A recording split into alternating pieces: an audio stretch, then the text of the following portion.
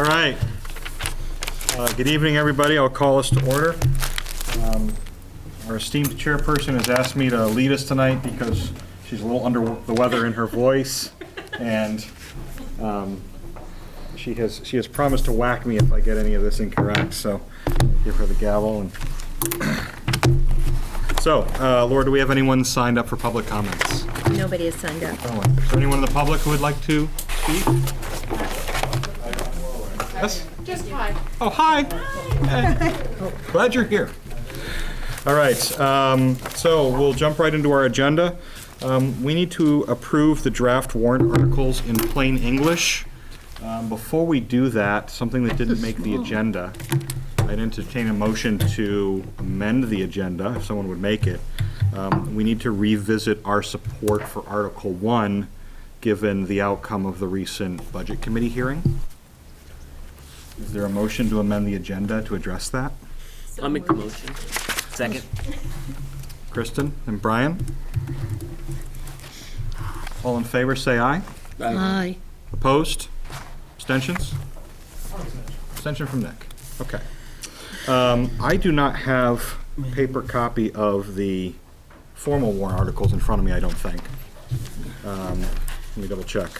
You can look on mine if you motion to agenda. Nope, I have those. I don't have the plain English. We'll get to that. So, if you have this from your packet, the mine I have from the agenda is draft January 16th, version 4. We're going to look at Article 1, show the Monadnock Regional School District raise and appropriate as an operating budget, not including appropriations by special warrant articles, and other appropriations voted separately, totaling a lot of X's. So what I'd like to do, Lisa Wett, if you can help us, I think we should all scribble in Yes. the two different numbers. You can scribble in, and there's also a packet in front of you. Page 1 has these numbers on it as well. Okay. The operating budget as proposed by the Budget Committee is $32,970,000. That includes the required $970,000 for nutrition food services. Okay. And that is the proposed budget. Correct. Do I just still take the front number, Okay. I have a question. 5980? Go ahead, Brian. Lisa, one of the things I was thinking about after the meeting, so the default rate includes is the number we come up with for contractually obligated items. Right. So one of my questions is the proposed number legal? Yes, the proposed number, they can set that. There's no formula that they have to use to come up with that. There's not like the default budget where you have to include, contractual salary increases or things prior that the board has taken action on to, be beholden to in the form of a contract. So go ahead. So, but we didn't get any, how do I want to word it, specific information on what is included in that default that they felt was not contract. Because obviously every dollar isn't contractually obligated. The default included everything that the administration had included in its proposed default to the Budget Committee. There were a couple of small adjustments, and I mean small. I think we were off by $25 in one line and maybe a couple hundred in another. But everything that was in the default that Janelle had prepared was approved to go into the default by the Budget Committee. So specifically what we're looking to address, when we approved each of the warrant articles, there's a little bit of language that goes under the bottom that says the school board does or does not support this article and the Budget Committee does not support this article. By us approving each of the warrant articles at our previous meeting, it sort of defaults to the school board supports this because, we voted them in. Now with Article 1 and with a proposed budget which is below the default, it feels appropriate to take a fresh vote of the board to confirm if we support this warrant article as worded or not. Does that make sense to everyone? I'd make a motion to not support warrant article number 1. Okay. Okay, so that's from Lisa and from Kristen. The motion was to not support warrant article number 1. Any other discussion? Lisa? In the packet that I handed out, I would just refer you to pages 5 and 6 of that packet. I'm sorry they're not back to back with the front page. I printed some this morning and some this afternoon. So the Budget Committee met Thursday night, and the F4 leadership team looked at this together for the first time today to come up with, so our first glance, first blush, how would we reach that proposed number? And Janelle did some work over the weekend to help us with that discussion today. So thank you, Janelle. I'm going to publicly thank you for doing that. So basically, if you look at page 5, the top half looks very familiar. It's the section 1, 2, and 3 of our preliminary and proposed budget. Section 4, about 3/4 of the way down the page, just shows you, again, what the school board's proposed budget was and the budget committee's proposed budget. And the number in red is the difference between the two. So the budget committee's proposed number of $32,970,000 was $1,119,903 less than the school board's proposed. Section 5 is, again, our first take at how we would potentially arrive at that number. And not that, again, once the number is passed, whatever it is, the board can allocate the money as it sees fit, but we wanted to be able to demonstrate what it might look like. And again, I'm just going to reiterate, this was our first blush. It was just the F4 leadership team. The principals are aware of this, but we did not have a chance to work through it with them at this point. So the 4 items that the board had proposed to include, we took off the top. So the school resource officer, the guidance counselors, and all of the academic and extracurricular stipend increases. And then that flips over to the back page on page 6. In addition, there would need to be an additional 6 certified staff positions reduced and 2 support staff for a total of 8, including wage affected and benefits. Janelle also took a look at the transportation line that we had budgeted. We had spoken with First Student, and as you'll recall, we are going out to bid in a regional group with other contingent districts shortly. The RFP's done, we haven't put it out yet. But First Student had told us that if they were us, they would look at an 8 to 10% increase in transportation costs. We had budgeted 9. So Janelle went back and reduced that to 4. Again, that's not what was recommended to us, but in an attempt to meet the budget number, that was a decision, again, just one of many potential, I'm sure, but one we included. So that led to a $61,681 difference. And we also looked at our special education out-of-district tuition and related services. We reduced that by $170,000. $100,000 is for the tuition, and $70,000 was related services. The rationale for that, it was discussed at the Budget Committee meeting. We have the expendable trust for special education. There's about $350,000 in it. It was the feeling of the Budget Committee that that should be treated such as like a savings account, and that we should be using that and taking that into consideration when we budget. That is not the opinion of the administration. We don't view the expendable trusts as savings accounts to offset budgets. We view them as accounts to be used if there is an extraordinary circumstance and we end up overexpending a budget. But again, in order to meet to demonstrate what it might look like to meet that $32,970,000 number, we put that in at this time. So before we take questions, I did see your hand. I just want to say it back to you, make sure we're interpreting this correct, that you're not selecting specific positions, you're not guaranteeing this particular transportation percentage. This is just a first blush reaction to what such a dramatic difference between the proposed and the default budget would equate to. Correct. One of the things that we discussed today and we feel is important is that we've worked really hard to reduce class sizes in the district. And so we attempted to look at ways we could meet this number with as minimal or no impact on those reduced class sizes. So that is something we are working very hard to preserve. But that doesn't mean there won't be impact to students.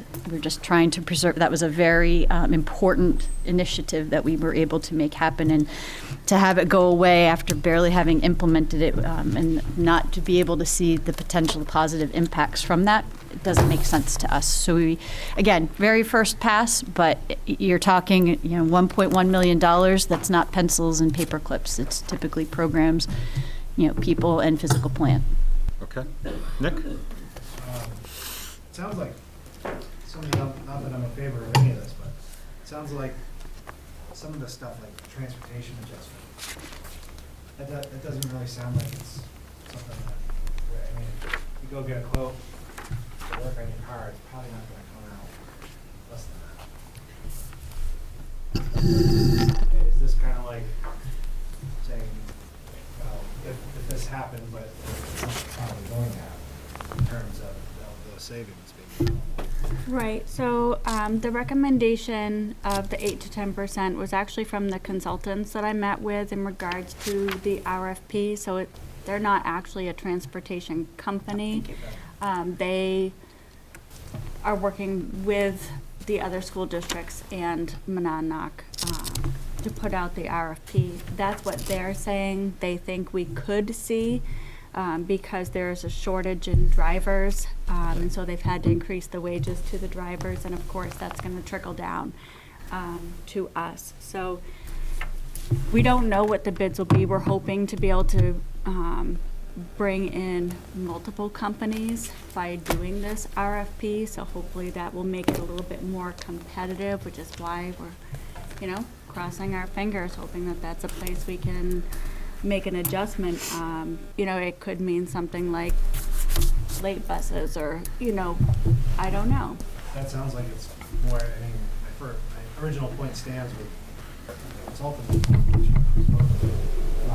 It sounds like, in fact, the actual, what's gonna happen is late buses or something more concrete like that. Well, hopefully not. I mean, that's certainly not our intention. Well, I'm not trying to say it is, I'm just saying that Right. that's, if we're gonna be conservative here and think about what's really gonna happen if this passes it, it sounds like that's a very real possibility. Well, over the years with that I've been a business administrator, a 3 to 5% increase has been more of what I've seen. And so, I'm hoping that maybe we would be able to make that a reality with having multiple contractors bid on our transportation. Okay. So the motion on the floor is to not support the article. So a yes vote means that we will not support the proposed budget number. No vote means we would leave our endorsement in place. So Kristen, then Nick. This proposed budget number could potentially change at deliberative session, correct? Correct. So could we, if it did change, we could come back to this again and. So the endorsement that we're voting for is what gets printed, for the sake of deliberative and for anything that goes out in publication. At that point, it's, the will of the voters to adjust the number in deliberative if they do, and then it goes to the polls from there. Thank you. Scott? So when on deliberative morning, we have our 9 a.m. breakfast and joint meeting with the Budget Committee and Board, and typically, both operating bodies open their meeting and then recess and go into deliberative session. So the meeting stays open. And so at the end of the meeting, if the number changes at deliberative, and only if the number changes, you can go, the legislative body can change its support, does not support. If the number doesn't change, no change can be made to the vote of support or not support. Nick, did you have something? Yeah, I was gonna add on to the kind of the procedure there of whether or not, if we put on we don't support right now, the proposed budget is still slightly more than default, right? Less. I had that reversed.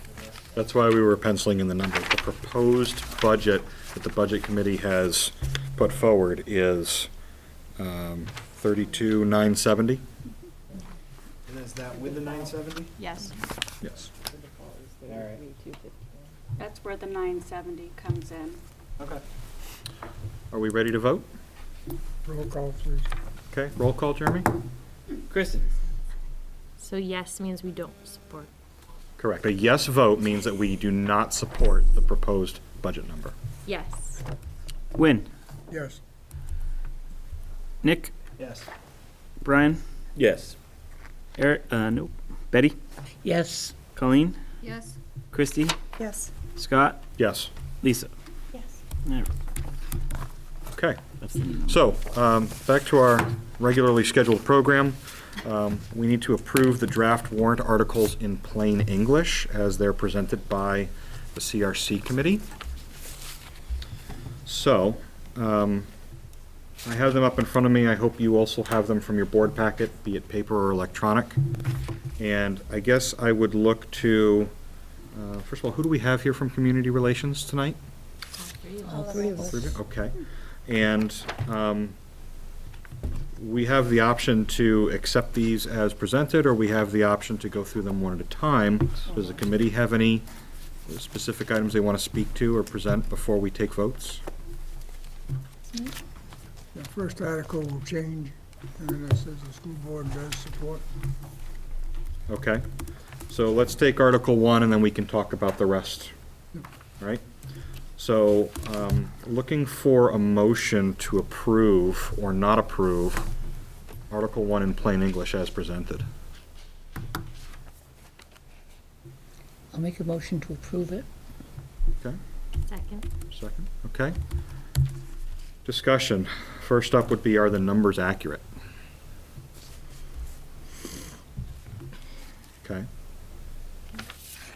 So we need to modify the numbers to align with the formal warrant article.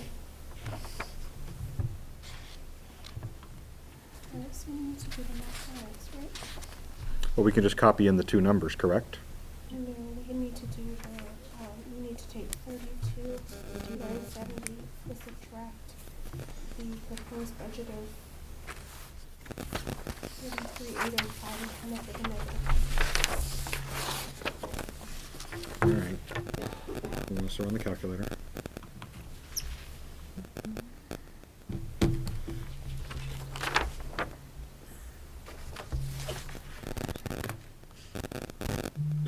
What are you saying, 32,970? Minus 33,805, 537. Negative 835, 537? So the budget amount is 835, 537, less.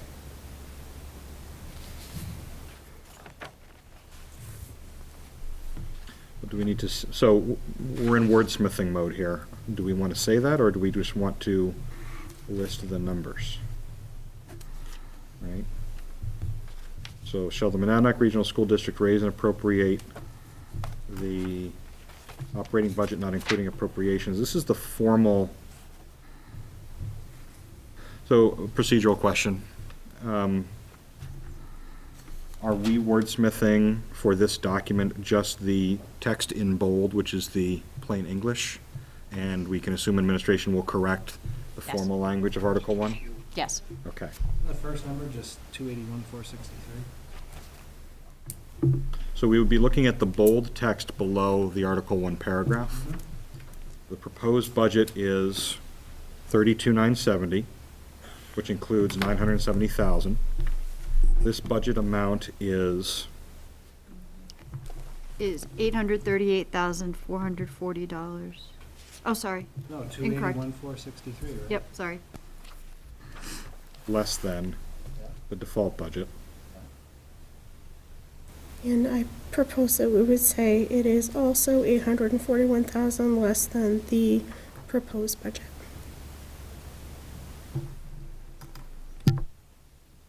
It's $281,463 less than It's, the Default, but it's, 281 less than the default, but 800 something less than the proposed budget. by the district, right? Yeah. You mean by the school board? Yeah, so the sentence would be rephrased. This budget amount is this much less than the default and this much less than the proposed. But that's the proposed by the school board you're talking. Mhm. Right. So that's not really giving, I want that to be, Go ahead. I want that to be, I think that's gonna definitely come up during the deliberative session, but if we're gonna be truthful and give this in plain English of what this Article 1 says, that isn't talking about what we're proposing for a budget, I think is even more confusing, because it's not even part of Article 1. It's like extraneous language. Right, because the Article 1 talks about what the proposed budget is by the Budget Committee. And if we talk about another proposed budget by the school board, I think that it's not staying true to the having this be a description of what the article says. Brian? I tend to agree with Nick, because we haven't ever explained it in the other direction, right? So we're choosing this time to explain something that we feel benefits our motive. So I would agree with Nick there. However, the Budget Committee has never proposed something Higher number. higher. I understand that.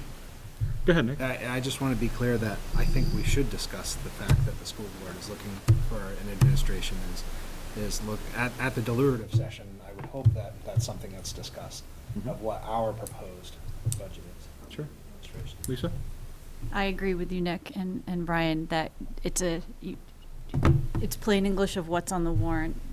Presenting the other information can be construed as electioneering. And you have to be really careful about going up against that line. So stick to this plain English and you'll be fine. I like to. Should we modify the first sentence that says the proposed budget is? Or do we just leave that? Or is or was? You could say the Budget Committee's proposed budget is. Administration's proposed budget was 33,805. So I think we need to delete the first sentence as well, right? I think that Janelle made a good point that you could put the Budget Committee's proposed budget as. But the Budget Committee's proposed budget is 32,970, not 33,805. You're right, I think Correct. that number needs to be We're corrected, correcting changed. that. Because there's only one proposed budget, right? It's the Budget Committee's responsibility to propose that number for the sake of this process. The wording on this may change too, depending on what happens at deliberative, because if the amount does get changed at deliberative, then it's no longer the Budget Committee's proposed number, Right. whether it goes up or down. So at this point, it's just, I think you're right, you can clarify whose proposed budget it is, but if it is changed, then it just becomes the proposed budget. Yes. Hmm. Okay, Kristen? I haven't been to that many, but last year, we didn't even do the plain English until after deliberative. Right. So, the way I'm thinking is, that's what we're going towards, is just explaining the articles for election time, not for deliberative, but if you want to change it. We do publish these for deliberative as well, right? No? No, just the regular warrant articles Oh, are it's available. Just the regular warrant articles, the plain English comes out after. Right. Okay. In which case, adding the who proposed what doesn't have a lot of bearing, because it's really for afterwards. Right. Okay. Nick? I guess I'd move the table motion for Article 1, plain English, until after the budget, after the deliberative. Motion to table, is there a second? Second from when? So under discussion, this means that we're gonna have to authorize the CRC, and we will authorize the CRC to make these amendments post-deliberative. Which is what we typically do every year, Yeah. but it's an assumption that by tabling it, that, Yep. okay. And my motion is specific for Article 1. Yes, we're only in Article 1 at this moment. So, motion to table. All in favor? Aye. Opposed? Abstentions? Okay. So, before we take a specific motion, let me pulse check the will of the group to go through these one at a time or to accept the remainder of these as a batch? Make a motion to accept the remainder as a batch. Okay, I know you've all read your packets in full in advance, but I'll give you a moment to skim. Is there a second? Second. Second from Betty. What was the motion? Take them as best. With the red line changes, to clarify, with the red line changes. Kristen and Betty.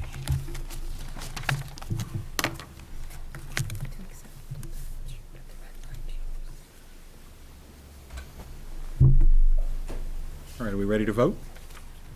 Any discussion? All in favor, say aye. Aye. Aye. Opposed? Abstentions? One abstention. One abstention from Nick. All right. Very good. All right, so next up, I'm actually going to turn it over to our chairwoman to talk about representation for New Hampshire School Board Association Delegate Assembly, which I think is on the 25th. The board's position on their proposed resolutions. And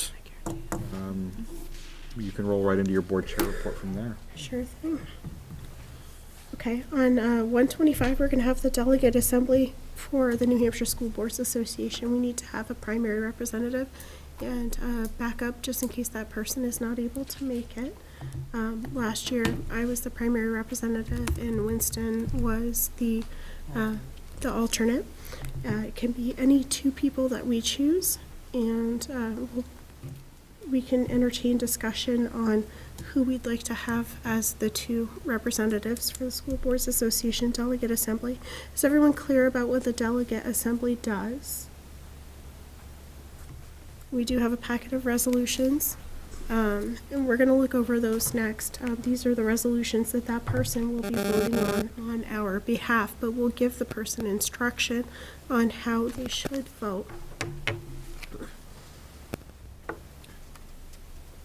So maybe for some of the newer board members, I'll take a stab at it, you correct me if I'm wrong, but every year this occurs and a variety of school districts propose resolutions.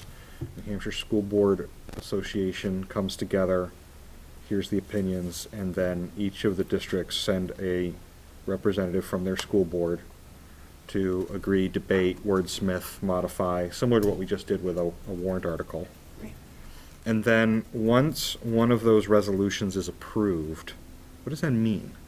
It means it goes into the batch of resolutions from which the New Hampshire School Boards Association draws their testimony on different House bills, Senate bills, their positions on any legal matters that might come up. When the resolutions are adopted, that tells the New Hampshire School Boards Association what their beliefs ought to be and what they're standing behind going forward.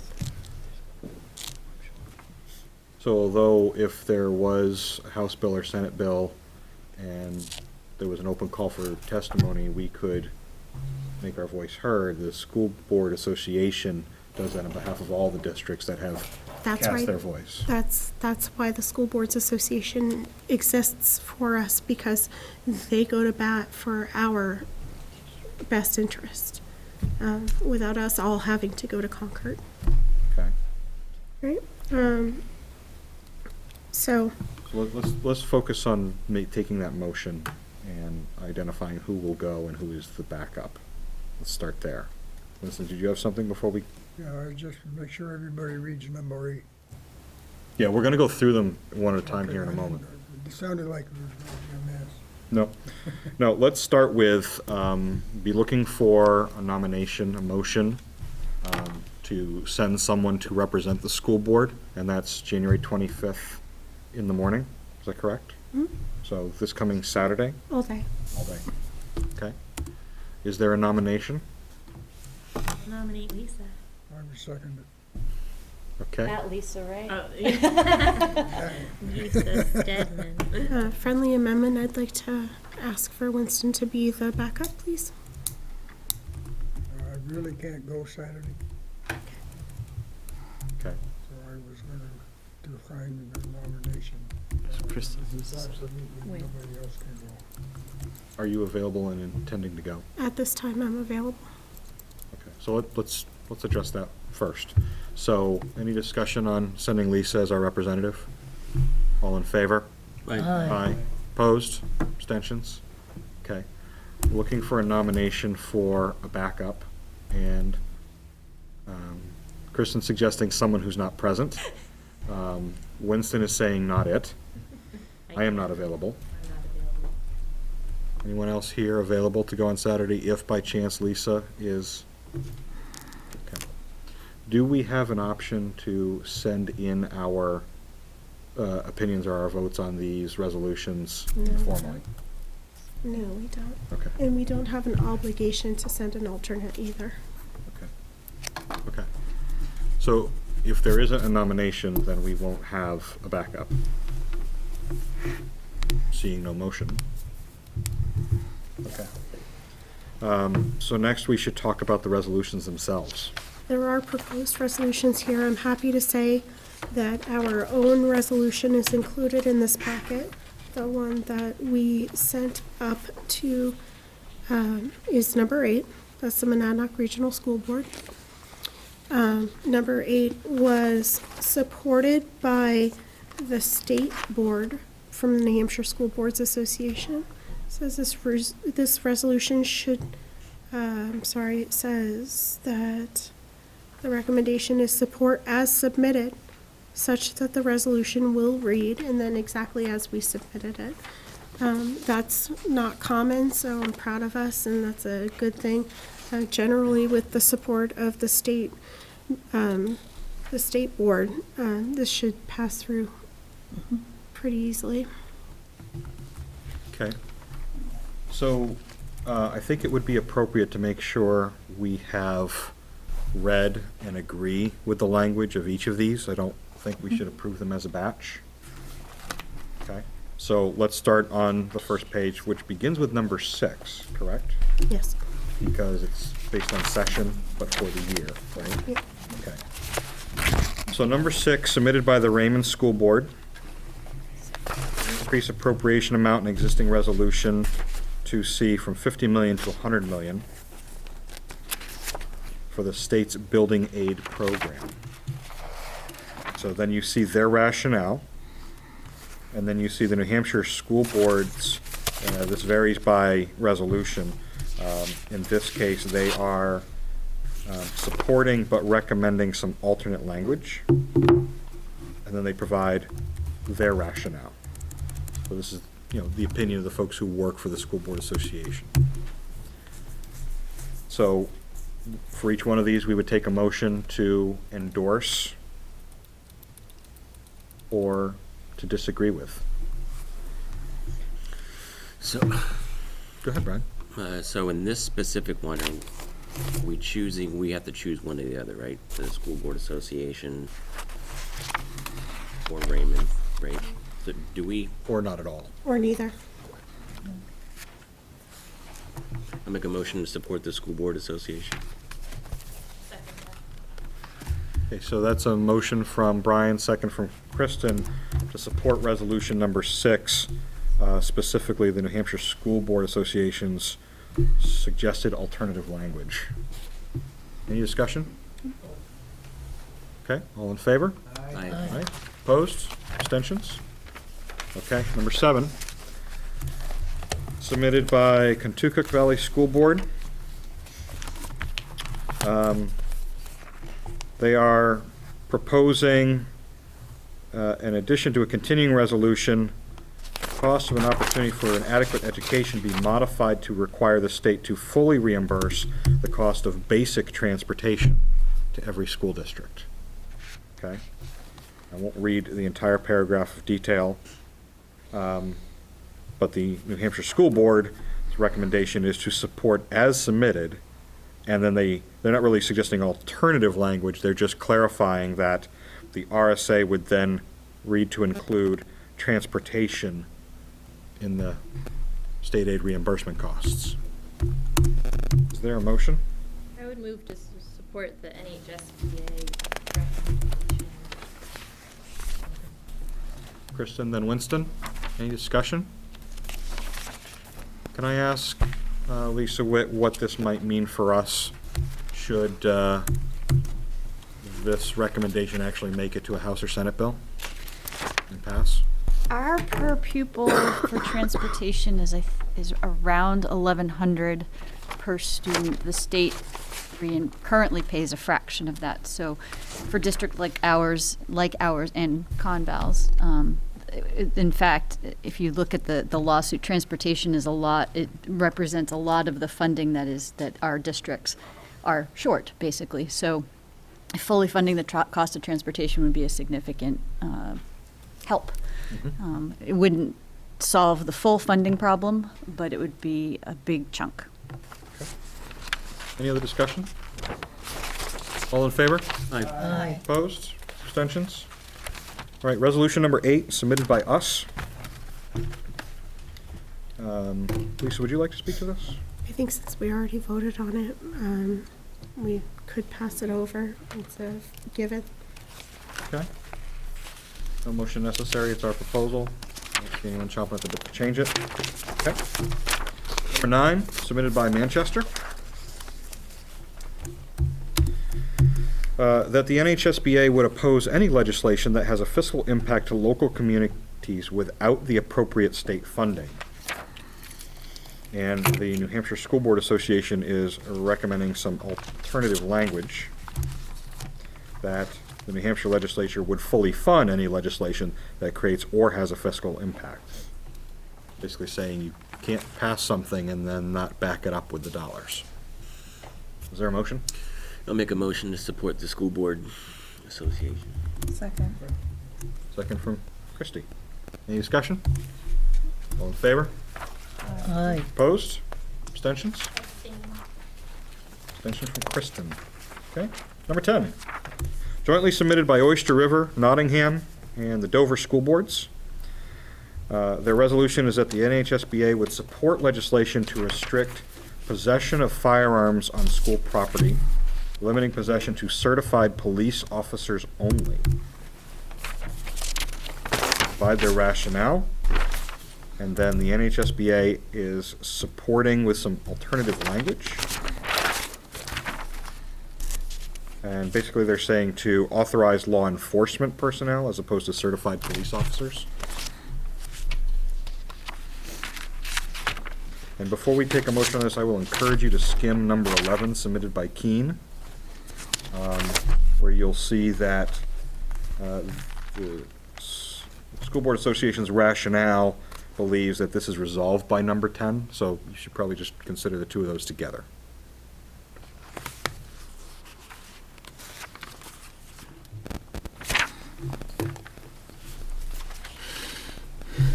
Is there a motion for number 10? The school board ration. Second from Kristen. Betty? Do we want it to say 10 and 11 as a friendly?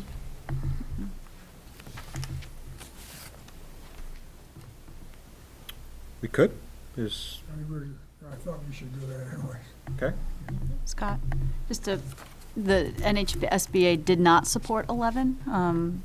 There were actually a couple reasons. One of them was they felt it was resolved by 10, but the second reason was because of the fact that it was granting local boards individual control over, who could have firearms and who couldn't, and their concern about that could be confusing for law enforcement agencies that could be responding to an emergency, preferring the statewide approach, and through legislation that would be as part of number 10. So I'm not sure that they're exactly the same. So I think potentially the way that the motion would be worded would be to support the NHSBA's position on resolutions 10 and 11. Yep. That makes sense.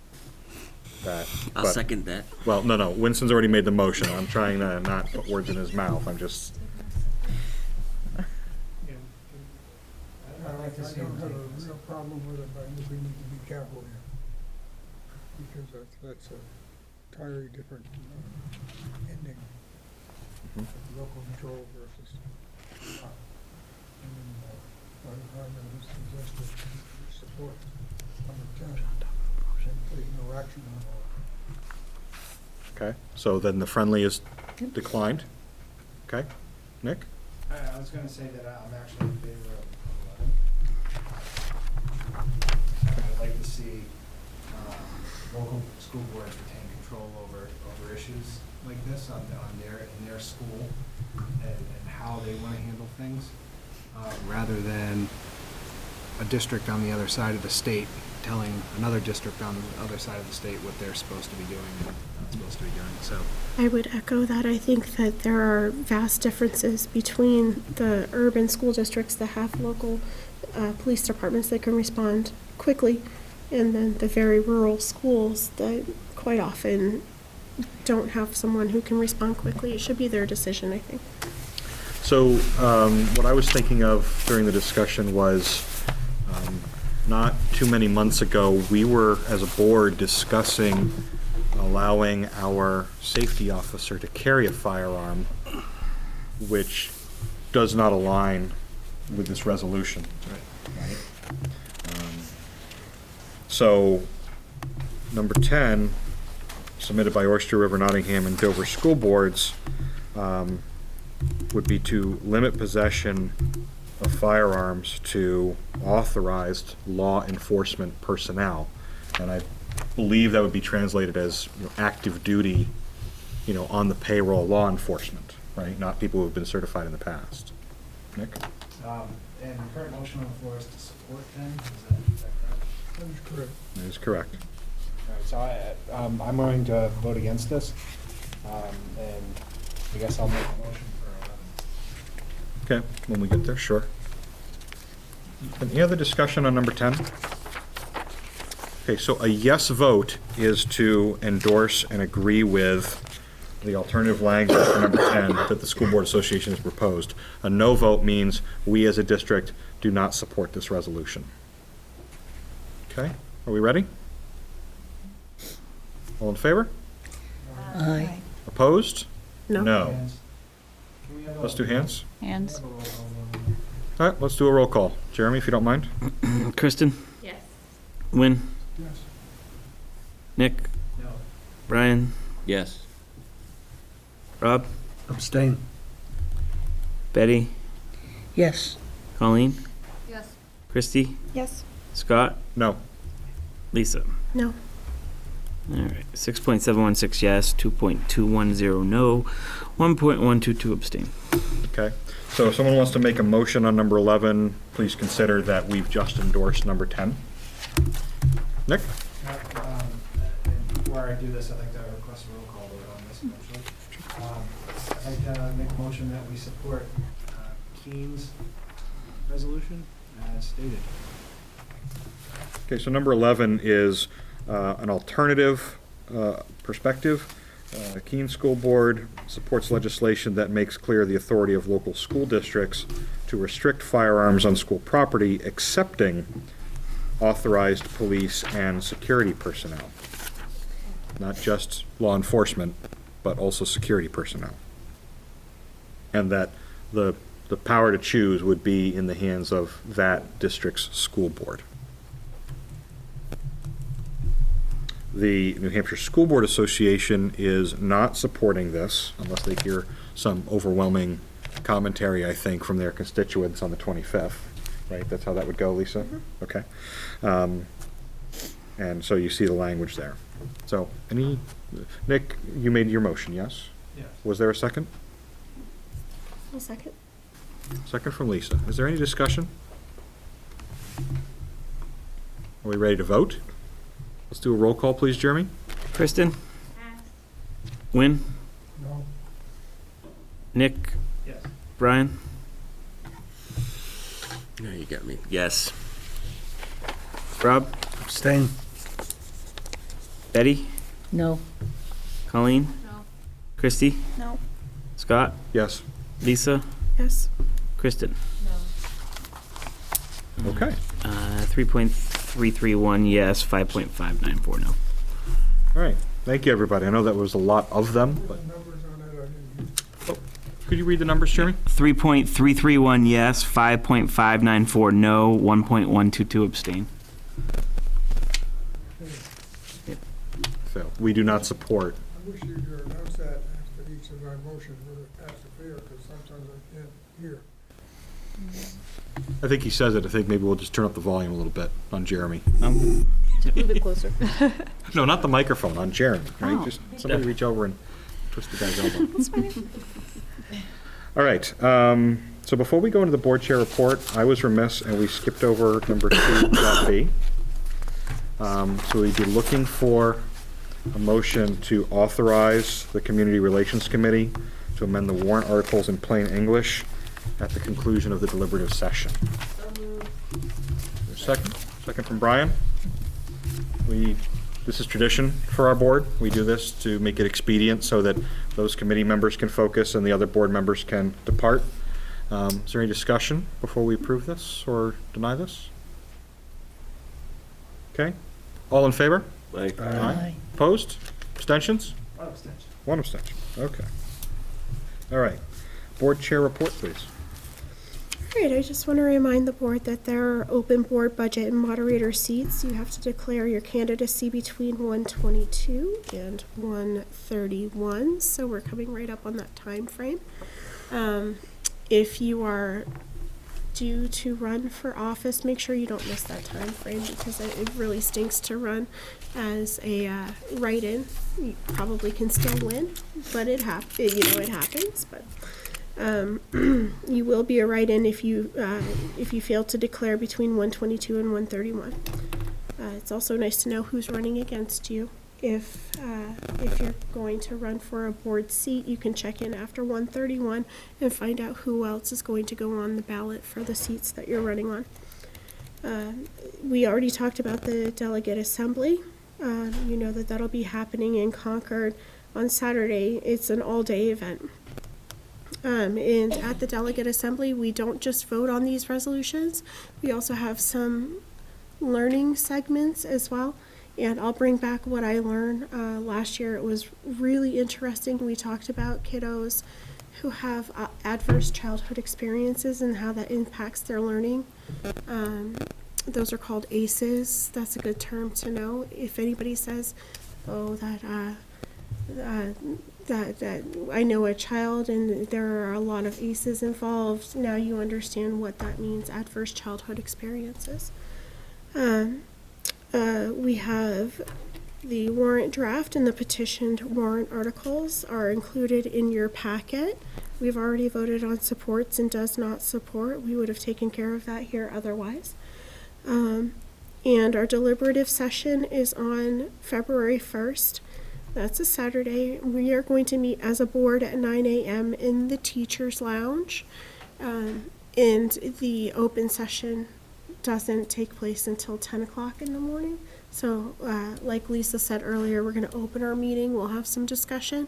The budget committee will be there as well. And then we'll move into the public forum. And I'd like to ask that Lisa Wick give us a little recap of the budget hearing that took place. We've already talked about the setting of the proposed budget and the rationale that was behind that.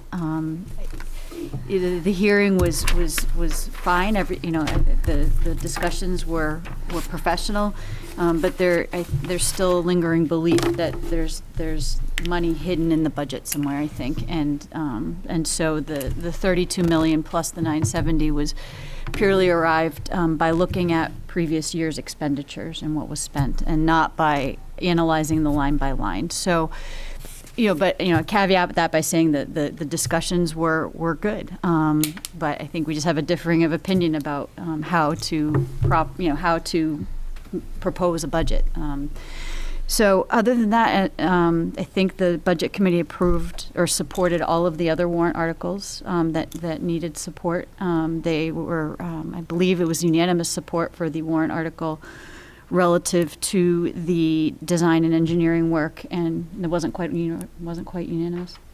Okay, I'm getting a head shake from Janelle. It wasn't unanimous. there was strong support for the warrant article for the engineering and design work, and the chair of the budget committee did commend the school board for its work and appreciated the effort that brought that forward. Brian, did I miss anything? Nope, I think spot on. So can you recap for us, which of the articles did they support and not support? All of them, they supported. You supported Article 9? The only ones that they could support were the ones that were actually financial. So the petition, is Article 9 the petition? Article 9 is the 2.5, and that Yes. did not require. Yeah, it doesn't require recommendation. Thank you. But they did support the engineering study article. Yep.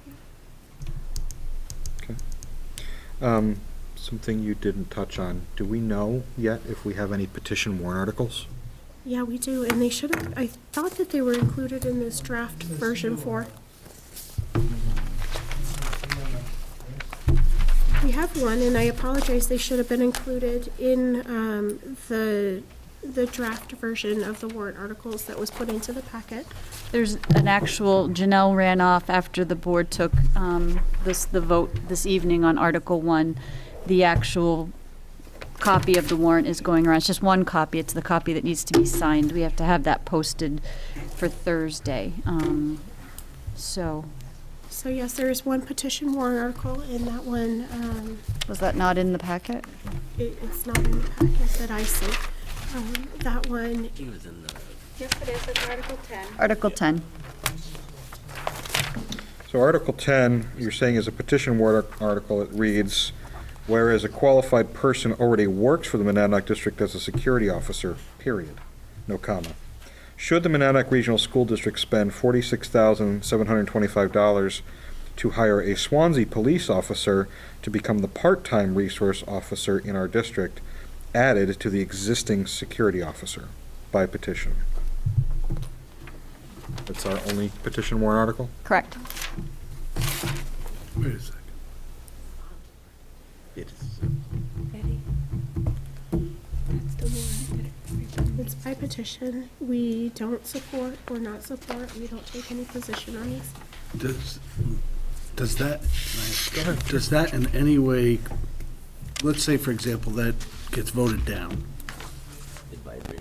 It's advisory only. it's advisory only. It is advisory only. Correct.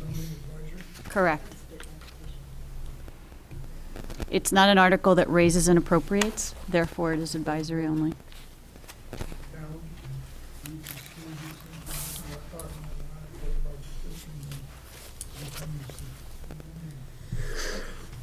No means no does not apply to this article. And we did not put resource officer in as a warrant article. We put it in the proposed budget. So as a board, depending on where we arrive at from a budget number and all of our other expenditures, we would have the liberty to do what we feel is best, given the funds we have. This is advisory.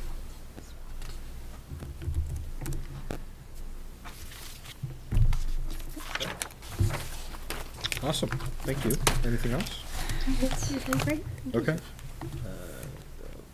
All right, operations and superintendent's report. Sure. I'll start with what's on the agenda first. I have a few extra other things, but I'll ask Jeremy to speak really quickly about Carpenter House. While I had been out on recovery, I had asked Jeremy to sort of run point on the Carpenter home discussion. So, Jeremy. By quickly, you mean briefly, right? Like, Yes, briefly. You don't want me to talk too No, fast? I don't want you to talk too fast. So, with your blessing and vote, we explored the Carpenter House further, and we actually went up. We brought Dave up with us to look at heating, electric costs. Chris came up and looked at networking possibilities, and we're at a point where we've explored it and we are ready to, with your vote, officially submit a letter of intent to the Swansea Selectmen and their advisory committee or their Carpenter House committee. So the way this would work is we would have to write them a letter saying that we would like to use it and for what reason and how it would benefit the community. if they decide to move forward with us, we would have to get permission from the state, who, and I might not be using the right terminology, but the state has to approve the use of the trust, because it's the way the trust was written in the will 100 years ago. There's a little bit of wiggle room, the way it was explained to us, where it was specifically for the language they use is the poor and destitute, or poor and unfortunate of Swansea.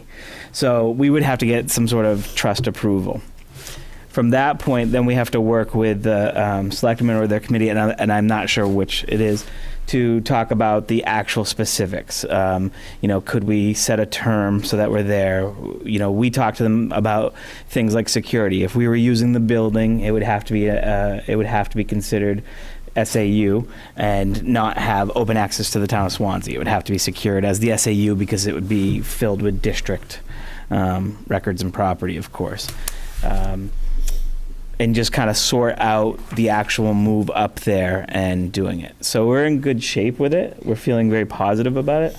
And any agreement would come before the board for approval. We're Right. not asking permission to enter into a lease agreement of any type at this point. We're just asking permission to officially request that we are interested and to continue the process moving forward.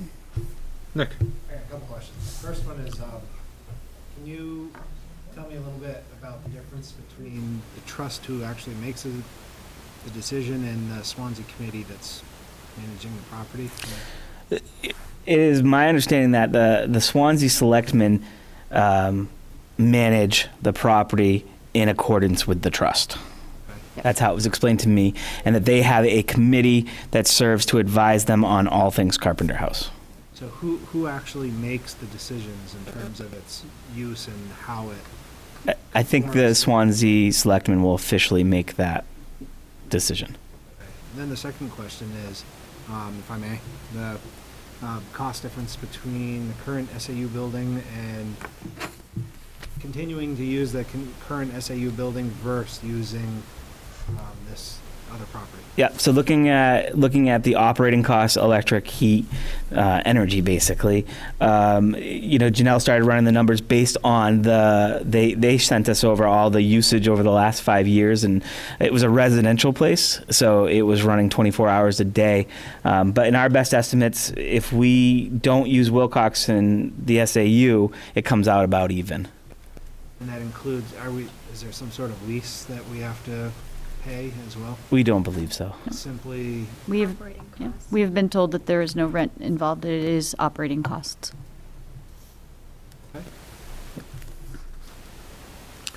Lisa? So it was called the Carpenter Home when it was a residential home. Is the official name of the property the Carpenter House? Or is it the Carpenter Home? I actually don't know. I don't know. Home? I was going to say, I Home. believe it is home. Carpenter Home, sorry. I used the wrong terminology. We talked to them about everything. It's a lot of us. We Yeah. don't really know. Yeah. Betty? So how would the cost of the lease line up with our current costs for the two buildings we have open? There would be no lease cost, it would be operating costs, and based on the numbers that we've looked at, the operating costs, we would be looking at essentially closing Wilcox and the SAU building. Right? The operating costs would be about the same. So, To move to Carpenter House, the operating costs for us to be there would be about the same as it is to operate two buildings, Wilcox and SAU. so what's the advantage?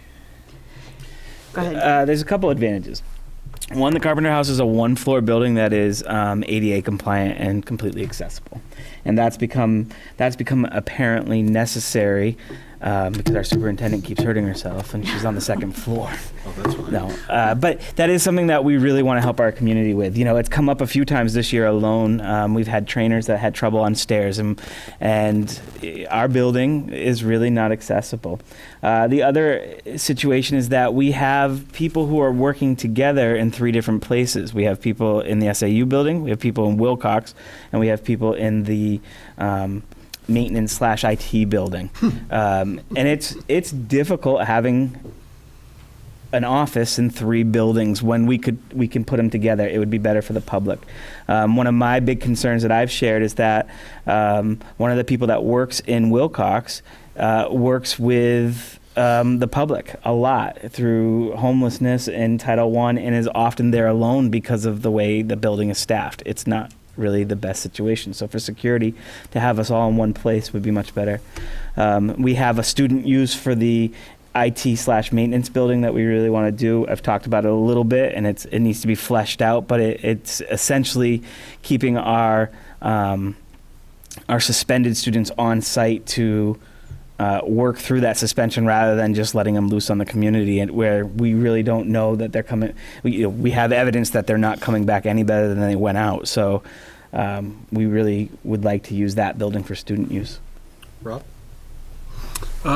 I was going to ask if you could give us, not today, because you probably won't have it, but a square footage comparison.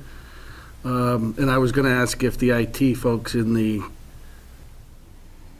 garage is a strong word for what they have to deal with. If you haven't been in there to see our IT folks, I would strongly encourage you to take a tour. So I would support that as well. Nick?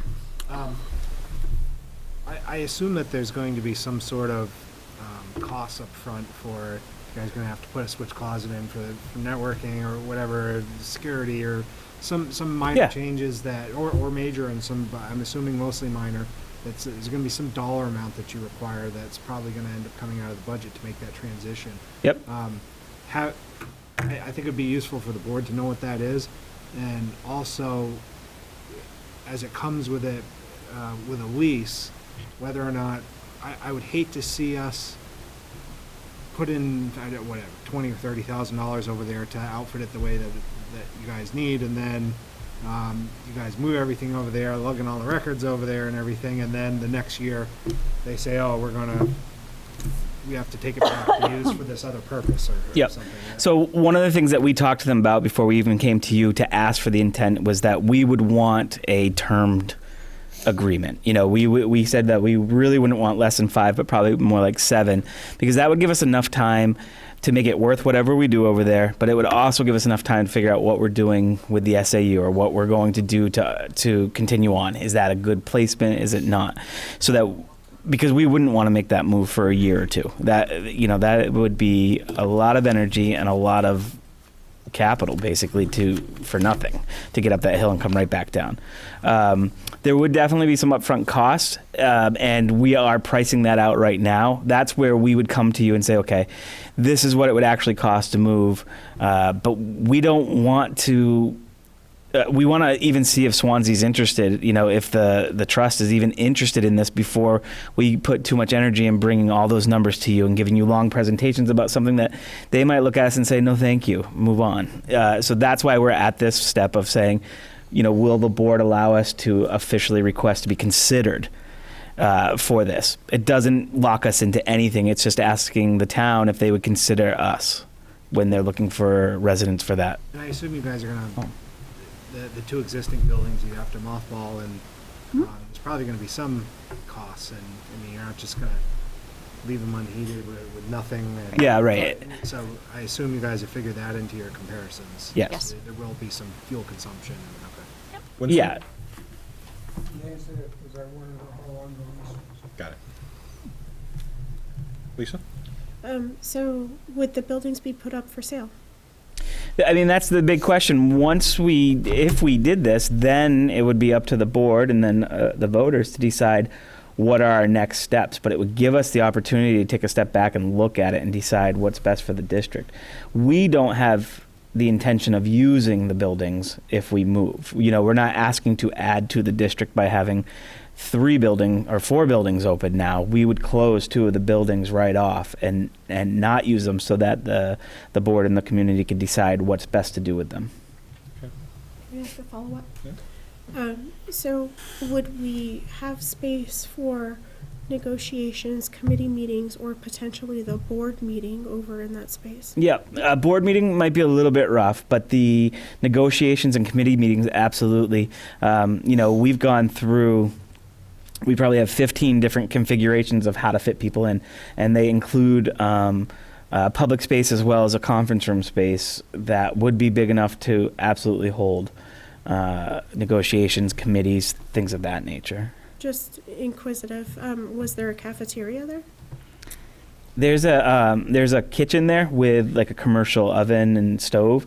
It's not a true cafeteria, but that would definitely be staying. Dave already said that had to stay. So is administration seeking a motion tonight to endorse a letter of intent? Yeah, Yes. if we could get it. So moved. First from Lisa, second from Winston. Any other discussion? I just want to verify that letter of intent is not an end all, it's just saying. Right. Yep. No, if Swansea's interested and they accept our letter of intent, then we would come and actually present to you fully. We would show you where people are going to be, what the plans look like, what it's going to cost. We just don't really want to waste your time with a huge presentation for something that we don't even know if the other side wants us to do it. Betty? I'd just like to make sure that that we are in compliance with the trust. That's up to the trustee, the state I Because think it's the Register of Trusts in Concord that has to determine if whatever usage sure we there's no provide. issues there Yep. in its use. Yep. Anyone else? Rob? That would include, if we were to get to that point, we're putting on Betty, I totally support it because I've seen a lot of trusts, but if we get to the point where we're preparing to enter into an agreement, I would want Jim to look through, or whoever his designee be, to look through the trust for landmines, because we want our own representation, not just the state. Right. Yeah, a good example of that would be in the buildings we're in today, if we decided to reconfigure something, like bust down a wall in order to expand and make 2 rooms into 1, we would have that liberty because it's the property that we own. But in the context of the trust, there are probably some restrictions about what we can do to the physical space regarding repairs or what have you. Yeah, we've had some really great conversations, and they're entry-level conversations, of course, and if nothing's on paper.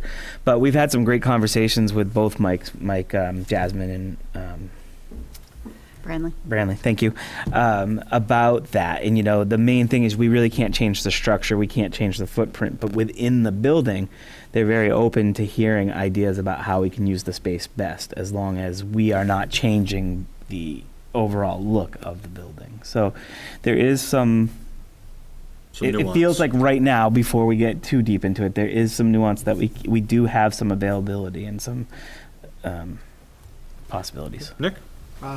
It'd also be interesting to know if you get further down the road with this, what the projected upkeep costs for the buildings and grounds are. I assume that's something we'll have to take care of over there. We've discussed that with them. Dave has a great relationship with the town.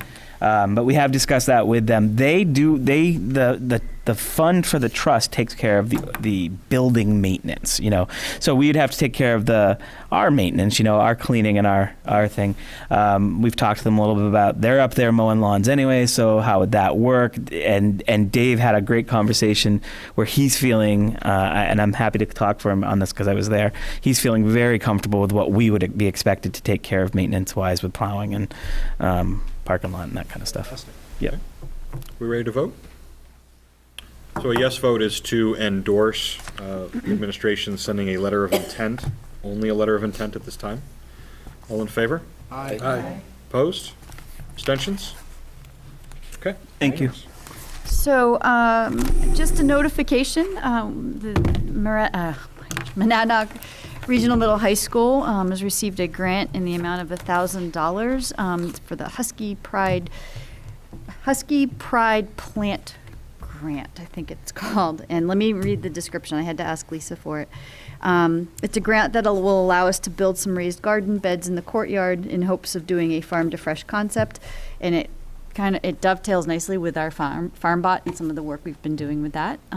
Just a notification, it's 1,000 or less, so it doesn't require board approval, but it was pretty cool, so we wanted to share it. We also, what else is on here? Oh, the Cheshire Career Center injunction. As you know, the judge did deny our initial filing for an injunction to halt the implementation of the new time schedule for CCC for next school year. today we filed a motion to reconsider. And really, for me, the reason I pushed that forward was that right now, I just got a text from the attorney, now we're looking at dates in March for arbitration. And we're really losing time here rapidly. And so we did ask for a motion to reconsider. That was filed today. There were some other points that went along with that. All of this is in the filing, so it's public record. And so we'll see what happens with that. And other than that, I don't really have an update other than to say, once arbitration is scheduled, I'll let you know. Nick? What is I know you guys presented the effect that it would have on our students here and how blocks would line up and stuff. But is that the plan?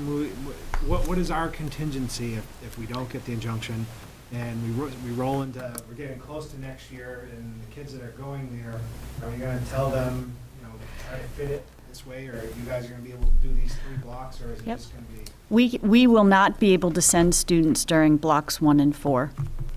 So we'll be restricted to 2 blocks in the middle of the day, and it really depends on how Cheshire Career Center, Keene, sets the schedule as to whether or not our students will have access. And will that allow them to, I don't know enough about the requirements there in order to earn a certificate or where they're, right? Is that sufficient, the time? We don't know. We don't have an answer to that yet. Our contention is that it's potentially not sufficient. We have asked for that information and we have not received it. So that's one of the many reasons we have asked for the injunction, is because we have many unanswered questions. We don't have a definitive impact on our students. We don't have a draft schedule.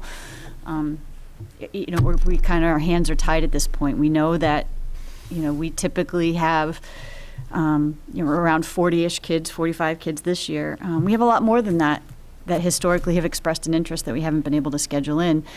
With now only having 2 blocks available to us instead of 4, I can't see how that wouldn't impact our ability to send students. Betty? Yeah, you sort of answered my question. The superintendent in Keene has said that they will make it work for what our kids want and need. Have they made any request at this point as to what our kids do want and need? They've been sent what our list of kids and their requests. We have yet to see a draft schedule. Okay. Lisa, the board voted to endorse, the pursuit of the injunction, et cetera. At what point would we need to, as a board, take another step? If we're hitting a certain point of no reply, or what's our next decision criteria? So, as I stated, we did file for a motion to reconsider the injunction based on the fact that the timeline is not moving as quickly as was promised at the hearing that was held in December.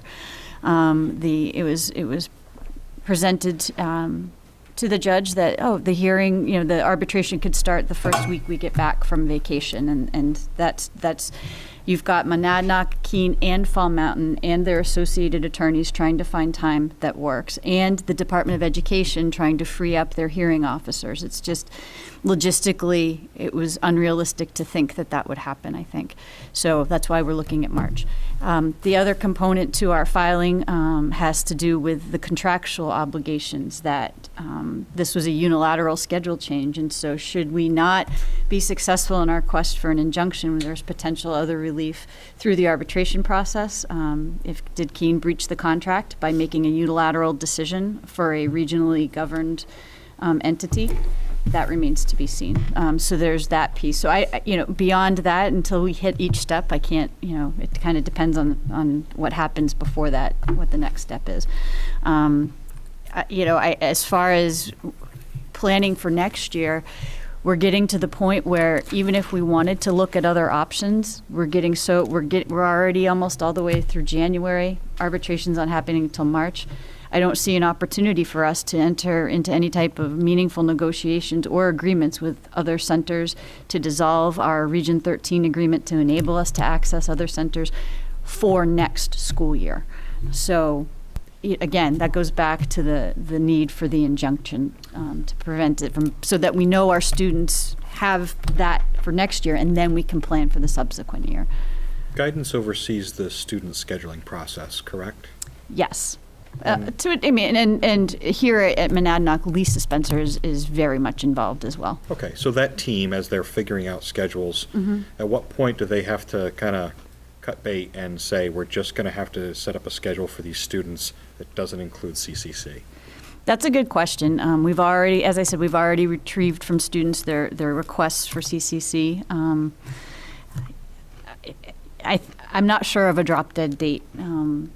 It's unfortunately what has happened in the past is we've gotten what we have believed to be final schedules from CCC, and we've built a schedule around those, and then there have been unilateral last-minute changes that required, we couldn't change our schedule at that point. So we're also trying to address that through this process to ensure that if something is in place, that it doesn't change after we're committed to it. But I don't have a commitment date at this point.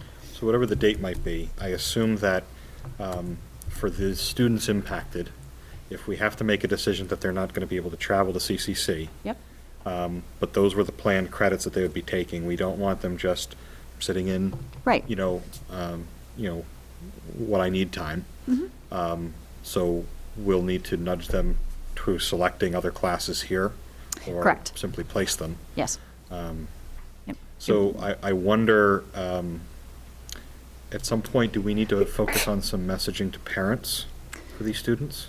Potentially, yes. I learned yesterday that there's a meeting scheduled next week to talk about schedules. I was not aware of that meeting.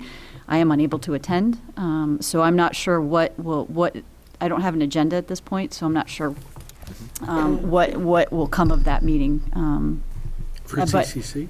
Yes, but it will be building a schedule based on the assumption that CCC is changing their time schedule. So again, I'm not sure what the content of that meeting will be at this point. Will we be sending a representative? Yes, yep. Lisa Spencer will be there, and I have asked Jeremy to attend in my absence. Go ahead, Nick. Who will be present at that meeting that you know of, or who, what's the list of invitees? Again, I just got the invite today. I heard about it yesterday. So I believe it's the principal from Keene, the director of CCC, the director of guidance at Keene High School, and representatives from Fall Mountain. Colleen? Leave it at that. How many students are almost done with their certificate program through CCC? Is there like 10? I mean, there's got to be students that are just beginning and Yep. students that are almost done. They're two-year programs essentially. I think it's almost half and half, but I'm not 100% sure on that. Any creative thoughts on other action we could be taking to? Not at this point, unfortunately. Lisa? You mentioned notifying the parents. Are the parents aware, other than the media coverage, that we're having trouble with this right now? I don't know what has been directly communicated at this point. I would have to ask Lisa Spencer what she has delivered. Okay, Colleen? Out of the box. But, so some of those morning blocks, their time is going to start before ours? After. Their first block will start at 8:40. So we won't be able to send kids to that because it splits one of our blocks in half. And towards the end of the day, They go later. did we have blocks that were at the end of the day? We end at 2:30. They won't end until 3:40. So we wouldn't be able to send to their last block because that is beyond the end of our day. Brian, did you have something? Yeah, Lisa, you sparked, so if we have not given notice to parents yet, is it our intention to do so? Yes, we keep parents informed as far as scheduling along the way anyway. Like I said, I need to check in with Lisa Spencer. She may have already had some communication with folks about what's happening. I don't want to speak for her out of turn. Okay, only because I don't want to rely on students communicating that information. I would like to have confidence that we have done our due diligence and, affording parents that information. Nick? And I think to compound on that, you may have some parents that may advocate for their children and help press this in a positive direction for our Absolutely. Anyone else? Lisa, something you may have said, but I didn't catch it. For the Husky Pride grant notification, who awarded that grant? I was looking.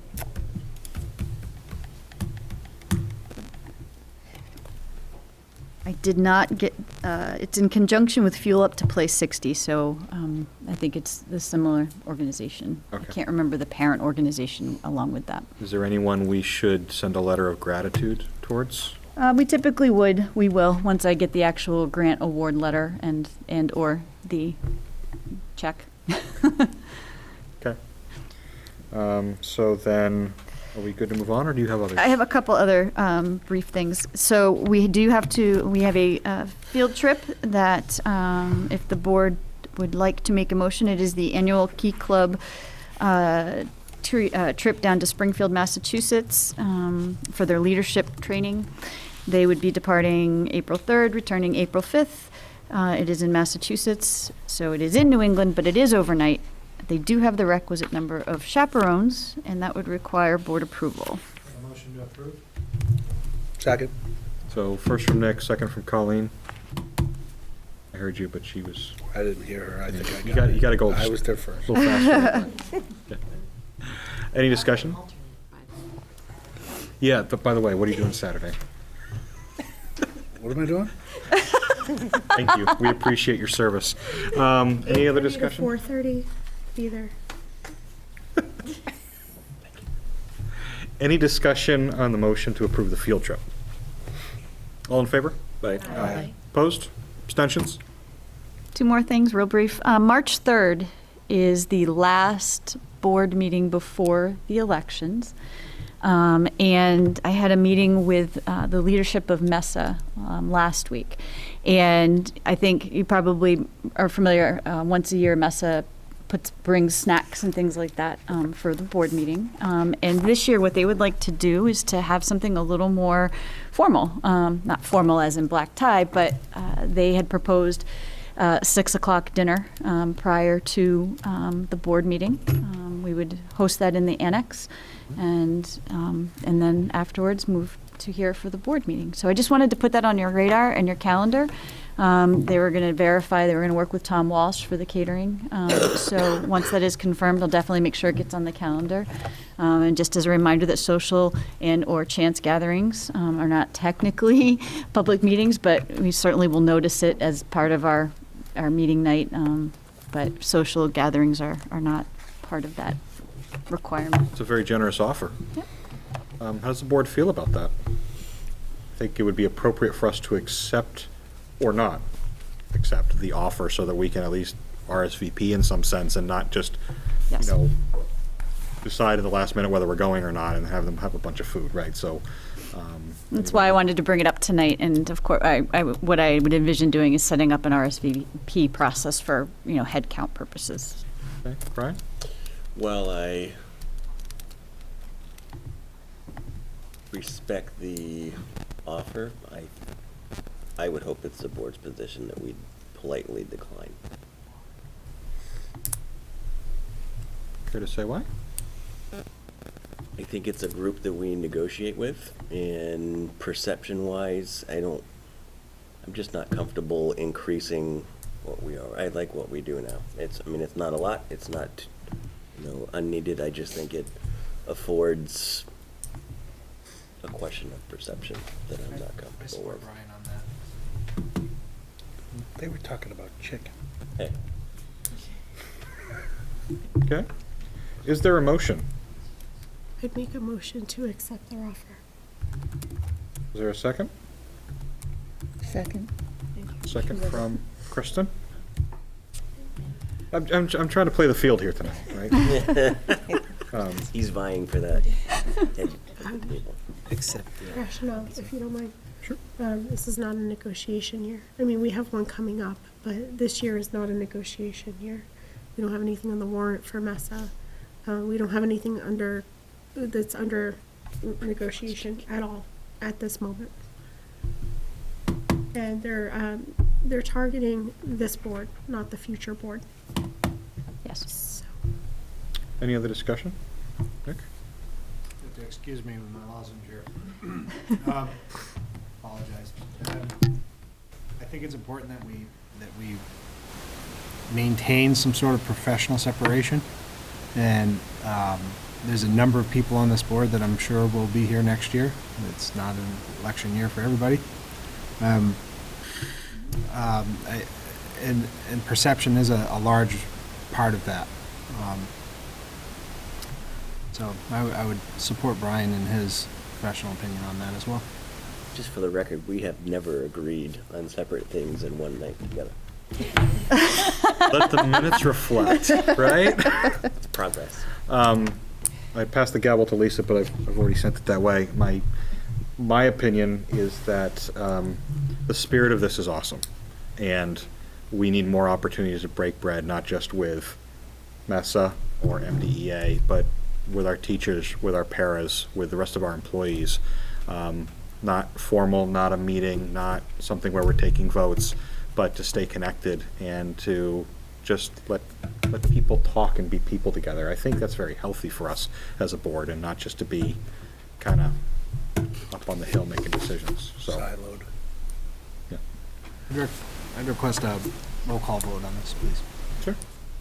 Any other discussion before we take a vote? A yes is to accept the invitation. That does not mean that as an individual board member you need to attend. You'll have an RSVP process later, right? But this is, as a board, do we accept the invitation? A no vote means we would politely decline. Roll call, please, Jeremy. Kristen? Win? Nick? No? Brian? No. Rob? Yes. Betty? Yes. Colleen? Yes. Christy? Yes. Scott? Yes. Lisa? Yes. 8.712 yes, 1.335 no. Passes. The only other item is to just mention that we do not need a non-public session for me this evening. There is just notifications only in the packet that I handed out. And there's a couple of other things in the packet that I think we'll get to under item 3E. Okay. So I just want to say that back so everybody catches it. Before the meeting, Lisa handed out a packet of information, included in which is some notifications we would normally hear in non-public. Because they're notification only, you've been notified, there's no vote to be taken, no motions are needed. So we won't be doing non-public unless anyone else here believes we have a need for it this evening. No? Okay. Lisa, are we all set? Good to move on? Yes. Okay. Policies for first read, you have in your packet. There are 4 policies, and there's also the motions and rationale from the policy committee. Tonight, they're first read only, so at our first meeting in February is when we will actually take action on those. I'm not going to go through them tonight. You all have the detail you can read. So next up is the board goals check-in. We've done this periodically throughout the year. At the beginning of our year, we set 3 specific goals on education funding, student growth, and capital improvement. And so we're just kind of doing a pulse check on these goals. Do we have any specifics? Lisa Witt is going to speak on state education funding. Jeremy will get us up to speed on student growth. And then capital improvement, I can talk a little about that. Sure. So with education funding, the status of our lawsuit that we are party to with Winchester, Conval, and Messinic is at the Supreme Court. Both sides are working on filing briefings. I believe we're waiting for the state to file their briefing, and then we will file ours. Looking at oral arguments for the Supreme Court, May or June, I believe, was the projected date for that. Legislatively, there are some bills that are funding related, as you might expect. The commission to study education funding in New Hampshire, the funded commission, the previous budget allocated $500,000 to, has been formed. mostly. There are still some vacant layperson seats that I think the commission is seeking to fill.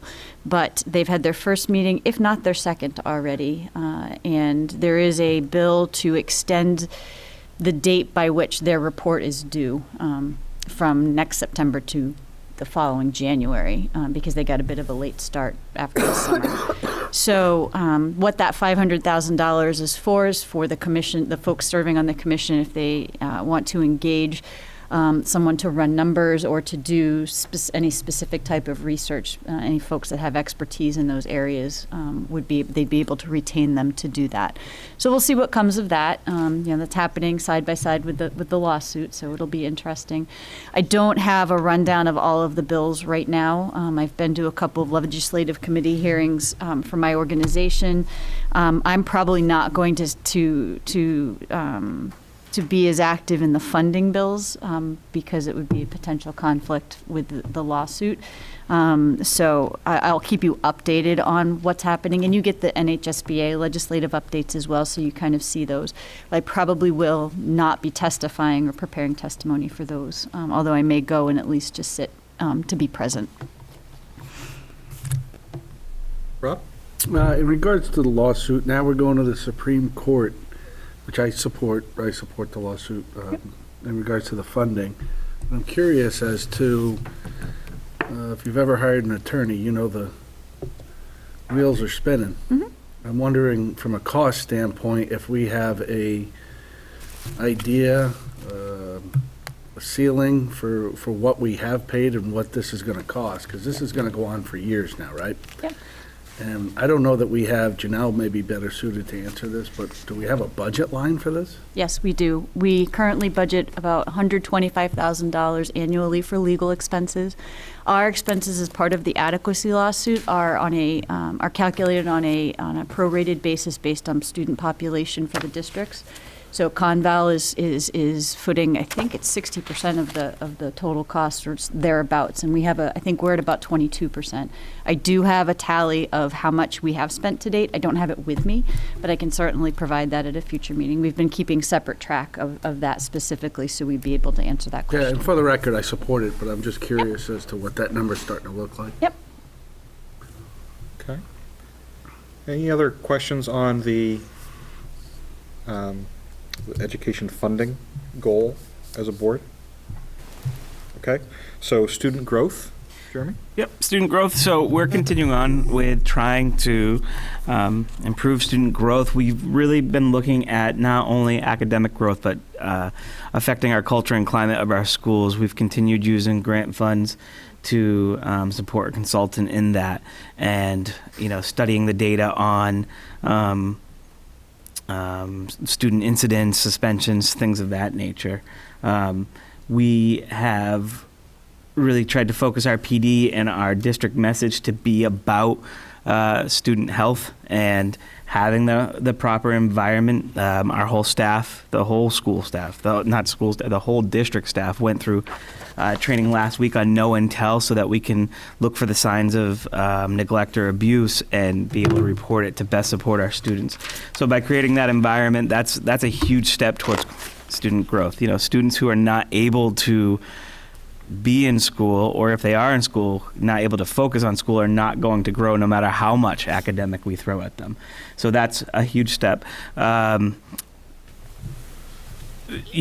board has supported us last year with reducing our class sizes and getting them more in line with what's reasonable for students. And this is our first year of this, and at this point we don't have state data to report out on yet, but anecdotally it has made a better environment for student learning. Teachers have more ability to get to know their students and actually work with them directly, so that we can identify those needs before they become too disruptive or the students fall too far behind.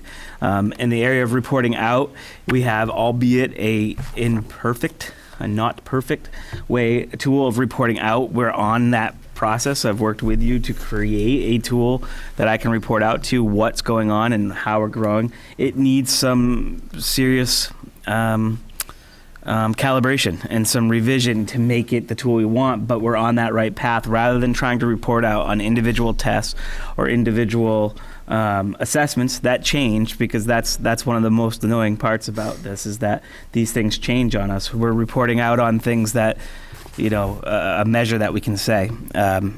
So as a staff, we continue to calibrate that tool and work to better report out on you. We also asked all of our students to take the interim New Hampshire statewide assessments, not to create another standardized assessment or another testing session, but more to get kids comfortable with the idea of taking the test so that we could look at it, so that we could refine our process, make sure that we're offering the best supports possible for kids, so that we're getting a true representation of what that test measures.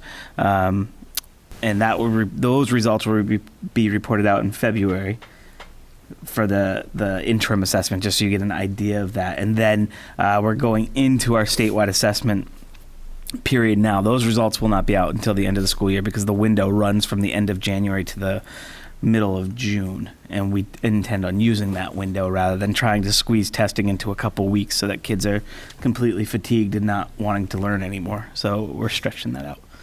So those are our big steps that we've taken this year with student growth, and we will plan on continuing on with it. Comments or questions for Jeremy?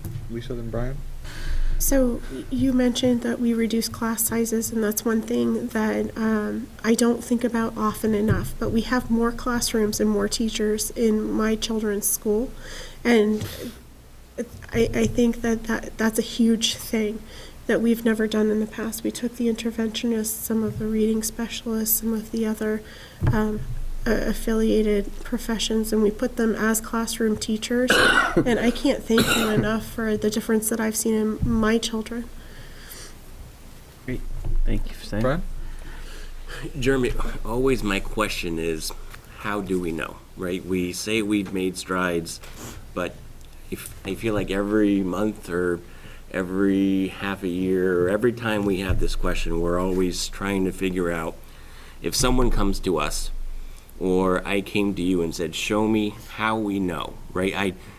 I'm concerned that we always hear we're taking steps, but we never ever have a conversation on why we have confidence that what we're doing is making a difference to do that. And my specific example, last meeting, we asked for an update on the individual school assessments that the schools did themselves, right? There was some question about the numbers or the confidence in the data.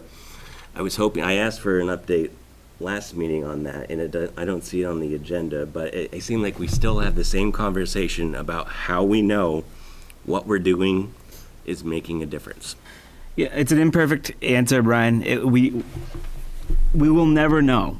I will never be able to give you a definitive answer that is going to satisfy that question, because if I did, it's a constantly. It's one of those situations. If we know it's working today, it might not be working tomorrow. So if I were to sit here and tell you everything's great and here's this data I can share with you that we are perfect, then it will be out of date the next day, because now what worked then might not be working now. So I'm constantly trying to update you and tell you what's happening, and to say, okay, we have significantly less suspensions in the elementary school than we have in the last few years. And that's data I've reported out. I've shared that you can get that data on the New Hampshire State iReport card. That's a way that we know that we're making good decisions, because kids are more available to be at school. We're dealing better with behavior problems. We're stopping it before it becomes significant and disrupting education. As far as the report out, I thought I shared the report out came from the elementary schools are using report cards, which are standard based. The middle school is using report cards, which are average based. And they're not jiving right now. So that's the conversation of how do we make those jive? Because the elementary showed less proficiency than state testing is going to show, and the middle school showed higher proficiency than the state testing is going to show. So it doesn't jive. And if all of our data was exactly the same, there really wouldn't be any point in collecting it all. So we have to learn from that. And but in an attempt to be open with you, I'm telling you, this is what we learned from this. This is the course corrections we take from this. but I look at data every day, and data leads me to ask questions about, our actions and whether we need to change course or not change course. But I have yet to hear a definitive statement as to this is the data we have, whether we agree that we're collecting the right data or not. The data that we have collected, we asked some questions, here's the answers that we came up with, and here's the change in direction we're going to make, or we're going to stay the course. I feel like we never get an answer on. Brian, but if we that's, have confidence. I have to respectfully disagree. I said that what we were doing wasn't working, and I came to this board and begged them to allow us to reduce class sizes because we wanted to make a drastic decision to change course. Having large class sizes year after year after year hadn't given us any results. So we made a big change. I can't tell you if having smaller class sizes is going to improve our state data because I don't have that data yet. It doesn't exist. I can tell you that our suspensions are down. I can tell you that teachers are feeling better about it. I can tell you that my job every day is to ask those questions and to look at it. Can I give you that hard and fast data every meeting? There's no way to do it, But I'm not But I do saying- think we've made those course corrections, and I think we've come to the board and said what we're doing wasn't working. I've said those words. What we were doing was not working. I would not I agree with that, your point of there's a number, right? If suspensions are down, then we can put our finger on that, right? I have a hard time hearing that we're never going to be able to say yes or no on if what we're doing is making a difference. I'm shocked that we would even have that statement to make. We talked about a benchmark last year. We talked about it in the beginning of the year.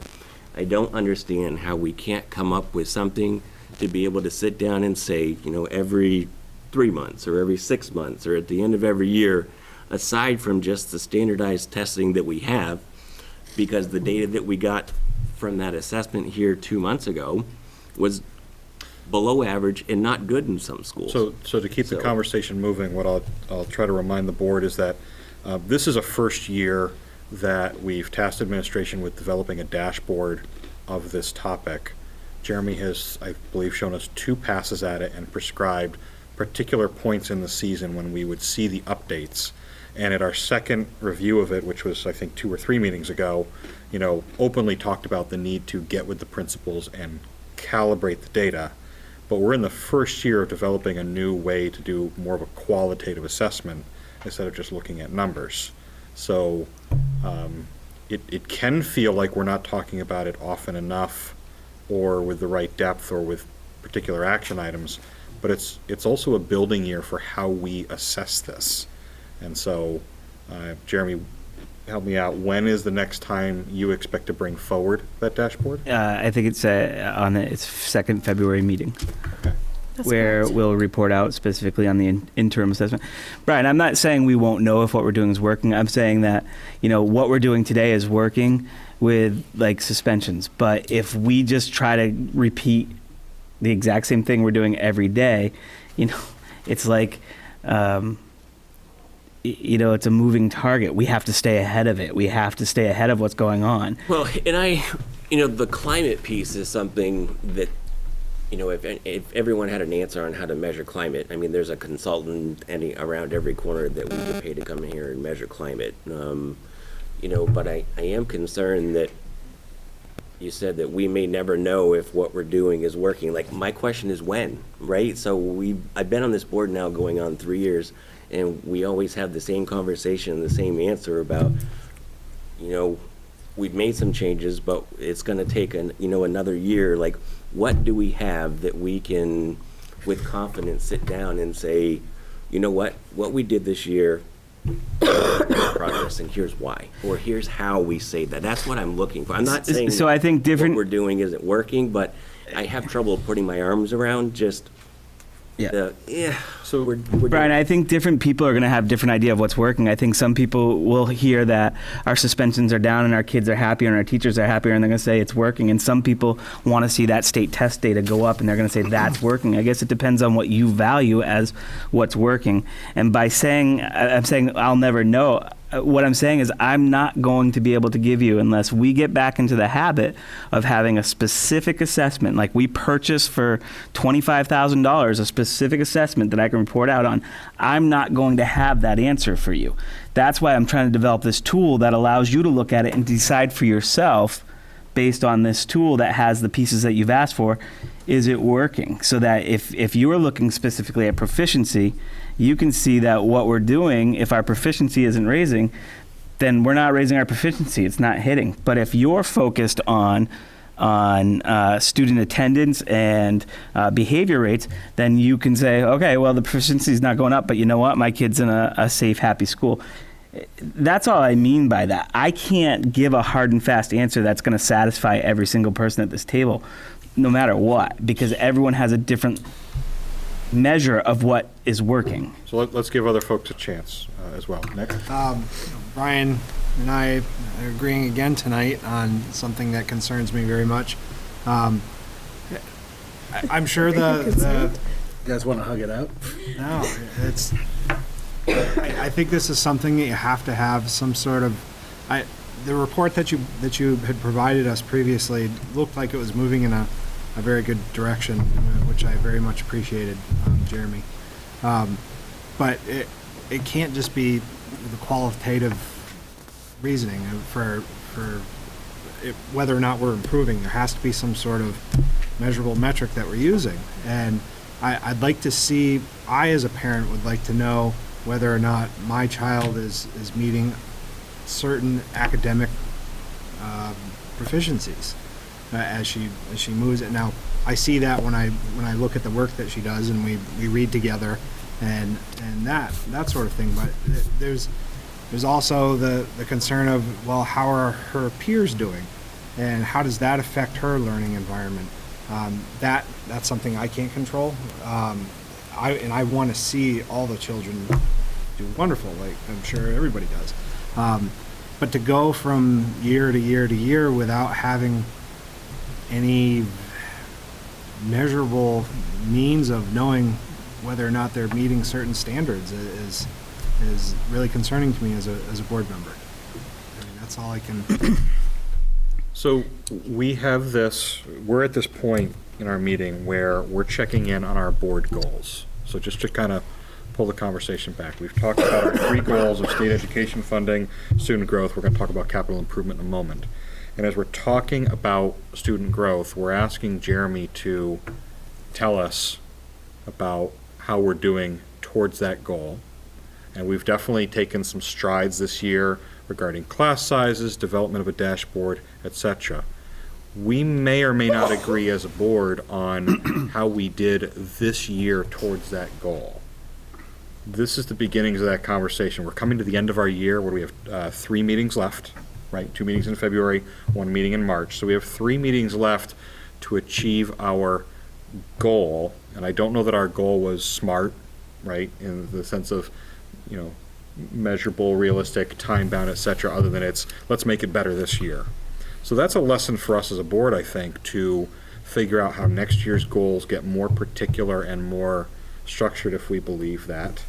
But the timing's also not going to jive with Jeremy's first year of developing this tool, where the school year is going to have to finish and he's going to need time in the summer to round out the data.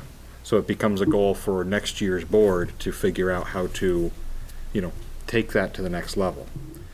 So that we stay efficient tonight, what I'm sensing is that the board is not satisfied with what we've achieved this year in student growth.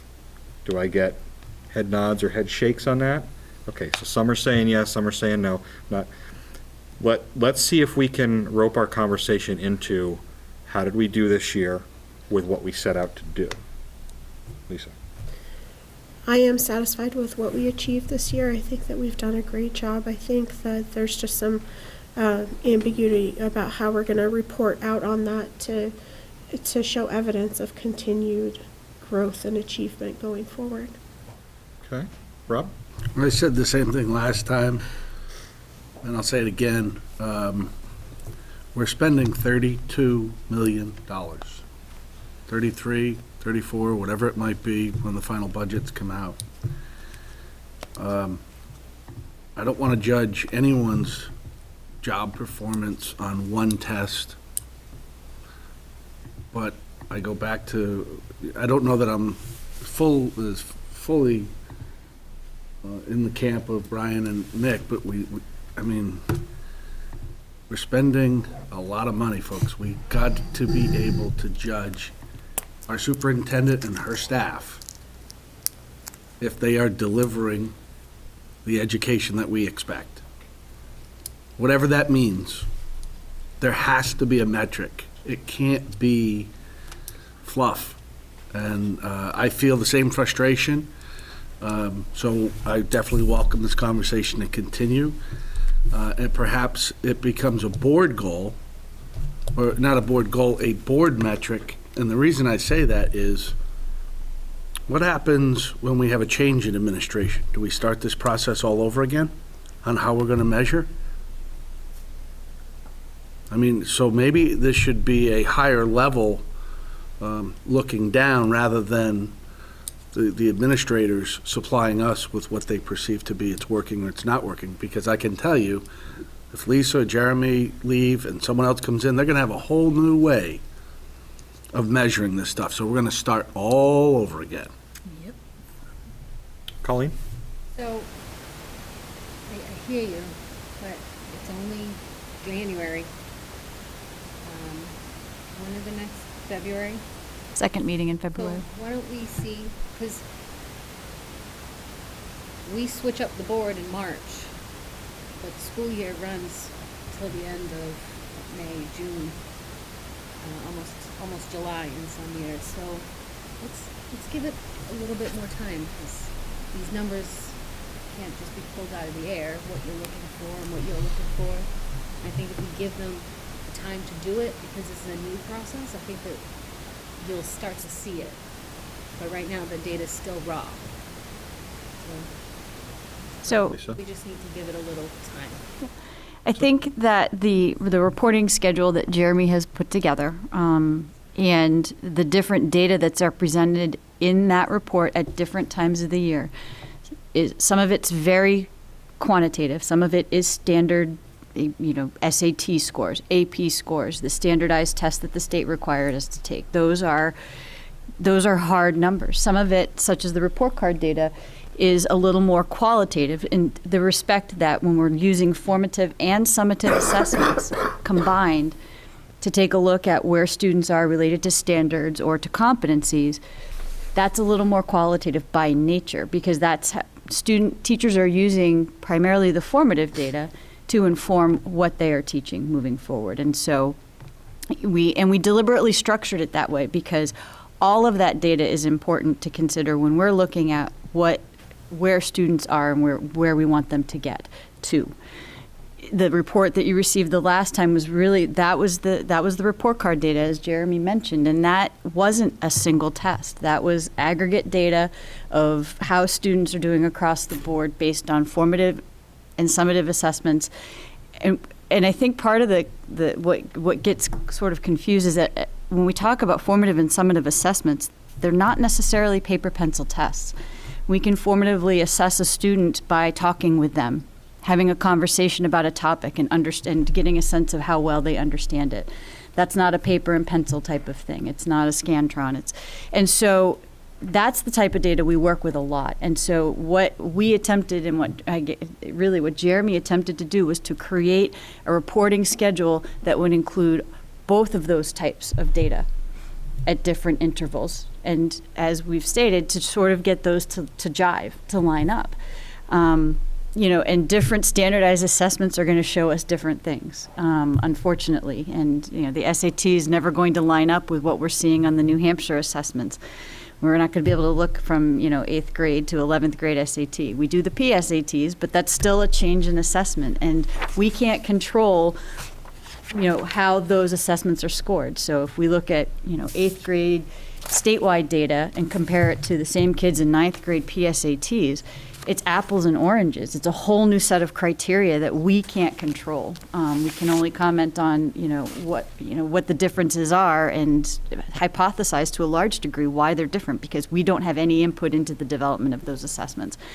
And so we wanted to pull together as many of those data points as possible to try to, if you've, been through either the dissertation process or, an action research, at least triangulate your data.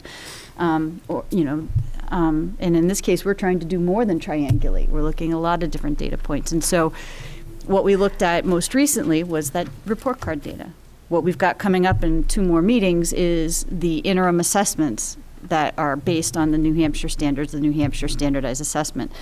Those scores aren't reported to the state. They're for our information only, so we can take what we see in the data that we just looked at and line it up to that and say, okay, where's the discrepancy here?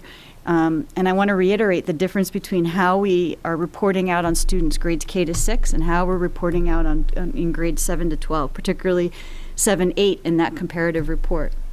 K to 6, it's all standards based. We are aligning, we're reporting out when you get your child's report card, it's listing the standards or the competencies that your child is working towards, and it's telling you how they're doing. They're proficient, they're not proficient, they're partially proficient. At the middle school, we're still using the traditional Carnegie type of averages. And so there are things being incorporated into those averages that aren't necessarily standards. And we're working on, we're required in the state to have competencies K to 12. We're working on getting there, 7 to 12. We're probably, I would say we're further ahead than many districts in that regard. But it's still a work in progress. So you're going to see a big difference when you look at that report card data, because it's not apples and oranges from 6th to 7th grade. It's totally different reporting structure. So I'm not, the other piece I'll close is we implemented reduced class sizes this year.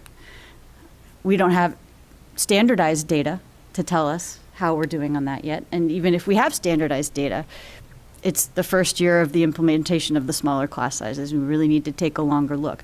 But as Jeremy mentioned, we've already seen improvements in behavior and students being able to be in school and be present. And you can't possibly see the needle move on proficiency if you don't have kids in school and ready to learn.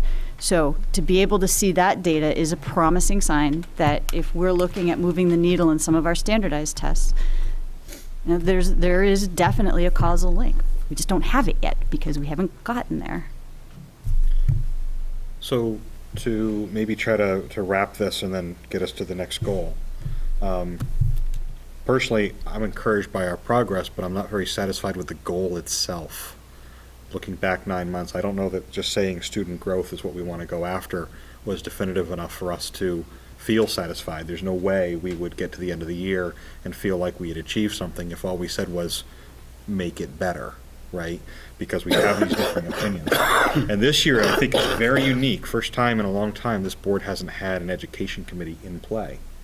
And I think, maybe we should be thinking as a board going into next year, for those who are still here, that that's something we need to reinstitute and task a team with some more specifics in their charter to either build out the reporting or to really define what the board is looking for to be successful in this.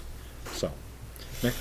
Yeah, I actually kind of feel a little bit differently than you on that. I think I've gone to the education committee meetings for a number of years, and I think it's a very healthy move that we've done by incorporating it into the board meeting and having half-hour to 45-minute length discussions in the evening with the entire board about education and not just money. And I think it was a very positive move. Seeing what would come out of education committees previously that I'd been in, and seeing the discussions back and forth with administration that occur at a board meeting level. I feel like there's more, as I think everybody can feel in the climate in this room, there's an expression of concern that's being expressed, whether it's about academic performance or whether it's about social behavioral issues. I think that's very apparent by having it at the board level. And just to finish up, I'm okay with measuring something different, but we have to start somewhere. So if what we have in place now that we're measuring, if So if we say we've improved, okay, how, right?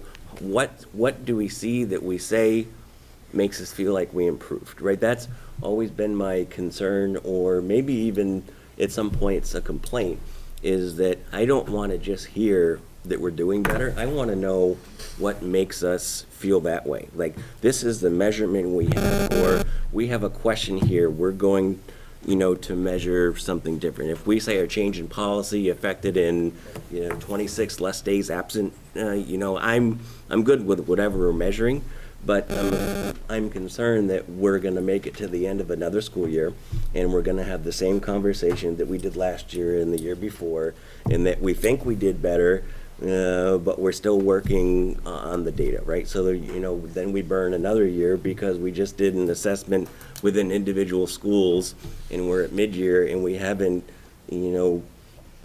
roughed that data up so we can at least draw some conclusion from it, and now we're working toward February, March, April, and then the end of the school year again to do that, right? So I just want to start somewhere where we can say, this is what we're looking at to measure, this is what we're making a decision on forward strategy from, and then if the strategy has to change because we're not happy with the result, I'm totally okay with that. That's about the process of continuous improvement.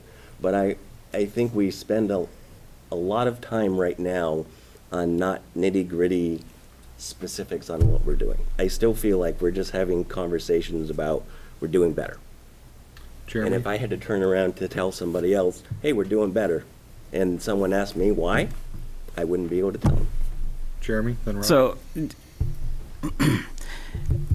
the tool that I use, we call it the new tool. Just to be clear, I have been chasing this elusive measurement that people are looking for 4 years. And the reality is I don't know specifically what you want. Because every time I think I do understand what the board's asking for, or that we as an administration feel like we understand what the board's asking for, and we try to deliver it out, it's not what they're asking for. So this tool came about because the board didn't like that our assessments change. But we're not going to stick to an assessment for data purposes only. The assessments we were using were stressing kids out, and we're losing validity because we were using them for so long. But the board at that time, and it was a lot of different people, didn't like that we changed the assessment. Well, now you're telling us we can't compare. So this tool became from that. So I would suggest at this point, because this is a constant project for me, it is constant improvement. And I, I'm sorry that what you said about we just keep talking about, we're improving. I disagree. I feel like I've put a lot more time and effort to it than just saying, we're improving.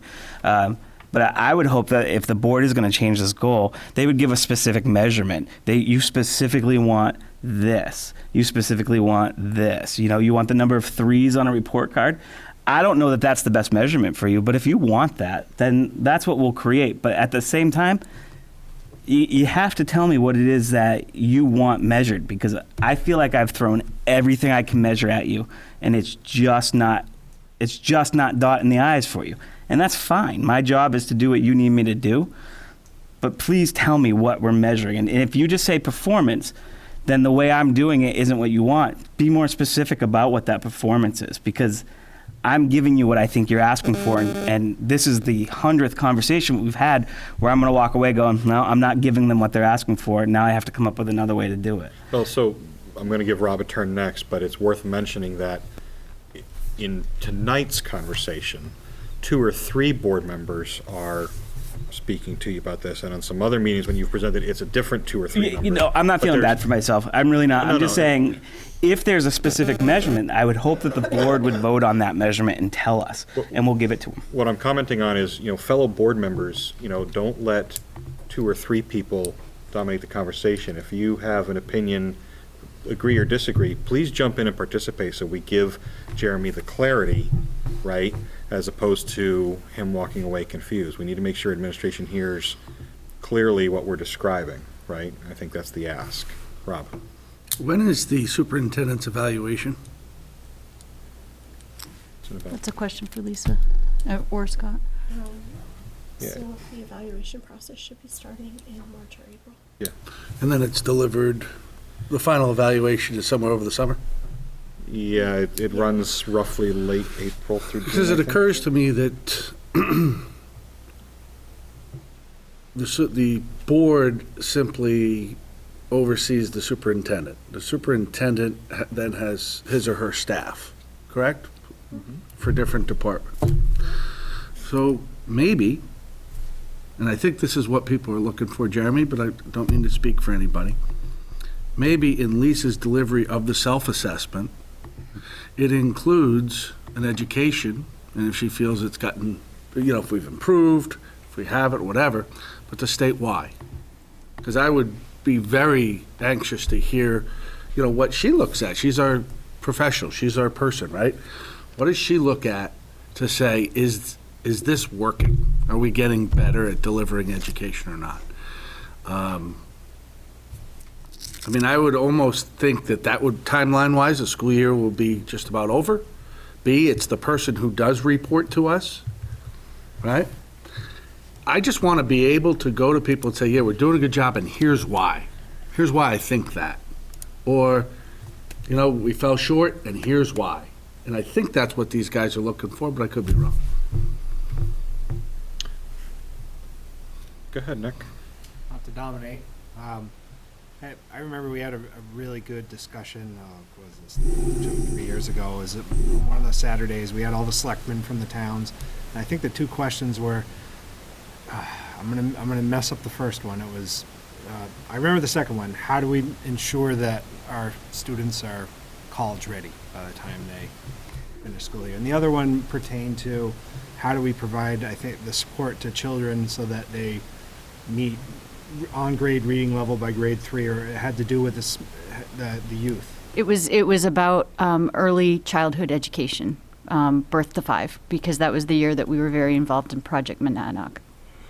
With Impact Monadnock. Impact Monadnock, thank you, yep. And I think some of the discussions that we had that day were asked some of these same questions. It was like, how do we, and it's not just academic, how do you ensure that a student, when they leave here, has the greatest potential possible to be successful in terms of going out and achieving the things that they want to do in life? And the same thing on the other end, how do we ensure that kids at elementary level, I think a lot of the discussions got to the point where if a child can't read at grade level by grade 3, that approaches a time where what's the saying, you have to, where you go from learning to read to reading to learn. And are we achieving that? Are we getting better at that? Are our students meeting those levels of proficiency that we want to see for them so they can go on and achieve the things that they want to? And that's what I want to, as a board member, ensure that's happening with the resources that we expend. So, agreeing with Nick and the fresh perspective of not having an education committee and the value of the full board having these chats is kind of why I'm letting it kind of go on, because it is healthy for us to talk this out. It's not meant to be a pushback to administration per se, but to give us a chance to speak out. We also don't have anything in front of us tonight as far as data report. We're not looking at anything in particular. We're just all kind of philosophizing and expounding on what we think should be, kind of wish we had, could, how are we doing with this goal. So with education funding, we have some pretty particulars, things that we've endorsed, gotten involved with, paid attention to, lawsuit, etc. Student growth, sounds like we need more work and clarity, right? But let's talk about capital improvement, because this was a pretty big year of focus on that. So, was someone specific going to speak to this, Lisa or Lisa? Yeah, I'll speak to it, but I'm going to lean on your notes, Lisa, if you don't mind. Sure. And I'll point the board to the timeline that Lisa has created within her report. We'll look at pages 2 and 3, and you can draw a line at 4/9/2019, which marks the beginning of this board year. Everything from there down is what we've accomplished this year in the matter of capital improvement. You can see we were just beginning the feasibility study. Yeah. Say 4/9. Yep. Yeah. Okay. We were just beginning the feasibility study at that time. We picked a bidder and we moved forward, and we had the feasibility study completed. And now we've voted and moved forward on the warrant that will be presented to the voters and voted upon on 3/3. I think that's a lot that we've accomplished on this matter in a single year, and it really speaks for itself. Rob?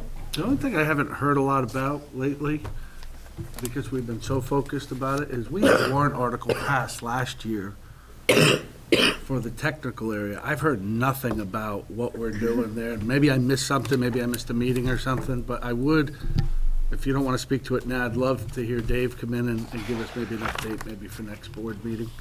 Or we'll bring an update either way. But it's underway. There have been many meetings and plans are drawn, and we are on track for summer construction. Pop that on the agenda for next time. Anybody have questions on the capital improvement? We've been so hyper-focused on, the bidding process and the feasibility study, et cetera, that I think most of us are pretty educated, but. Winston? For years, I've been trying to get that capital improvement plan going again. And every year, several people have tried to write a capital improvement plan. And the last one I remember having was when Mrs. Coder was here, and we did a 10-year plan. 10 years passed. We haven't done another one since. Jane Porson tried to get one going 2 years ago. The board wasn't interested. We've always done our capital improvement plan, but I think it's a good idea tonight, just do it. And then 3 years later, we think of something else. If you do a correct CIP plan, you plan it out. The 1 year, 5 year. I just got through looking at Fitzwilliam's plan, and it's there, and they follow most of it. The problem with plans is you have a group of government body that controls the capital improvement plan. You have the other capital improvement. We don't have a committee on capital improvement. And all we do is buy something here, build something over here. 3 years later, people have changed on the board, interest changed on the board. So we can't ever come together and say, we listed 8 things to get done in 5 years, we've accomplished those now. I think the only one we ever did, we had an unofficial 5-year plan. And that unofficial 5-year plan turned into 6 years, and I think that we still got some money left in one of the accounts that came back from the state when we did that plan. We stopped doing that, and I think it's time to do what's been discussed earlier. One of my gripes on growth things, I read in the newspaper these long lists at every school, high school, and high honors. Yet when they take some of the tests, there's not many kids passing those state proficiency tests. There's the same people that are being honored in the school for good work. The group of them that never seems to measure up to the group. Why is that? They should be our top billers if they're getting that, particularly in the subject matter itself. So I think we need to look at this carefully. And right now, we've got a big capital improvement plan on our hands coming up. We've got to follow through on this. So it's interesting that we have a plan in the sense of the particular state funding we've sent a letter of intent for, and the warrant article we're putting forth around blueprinting, et cetera. But should those fall through, what is our 5-year plan for the existing buildings?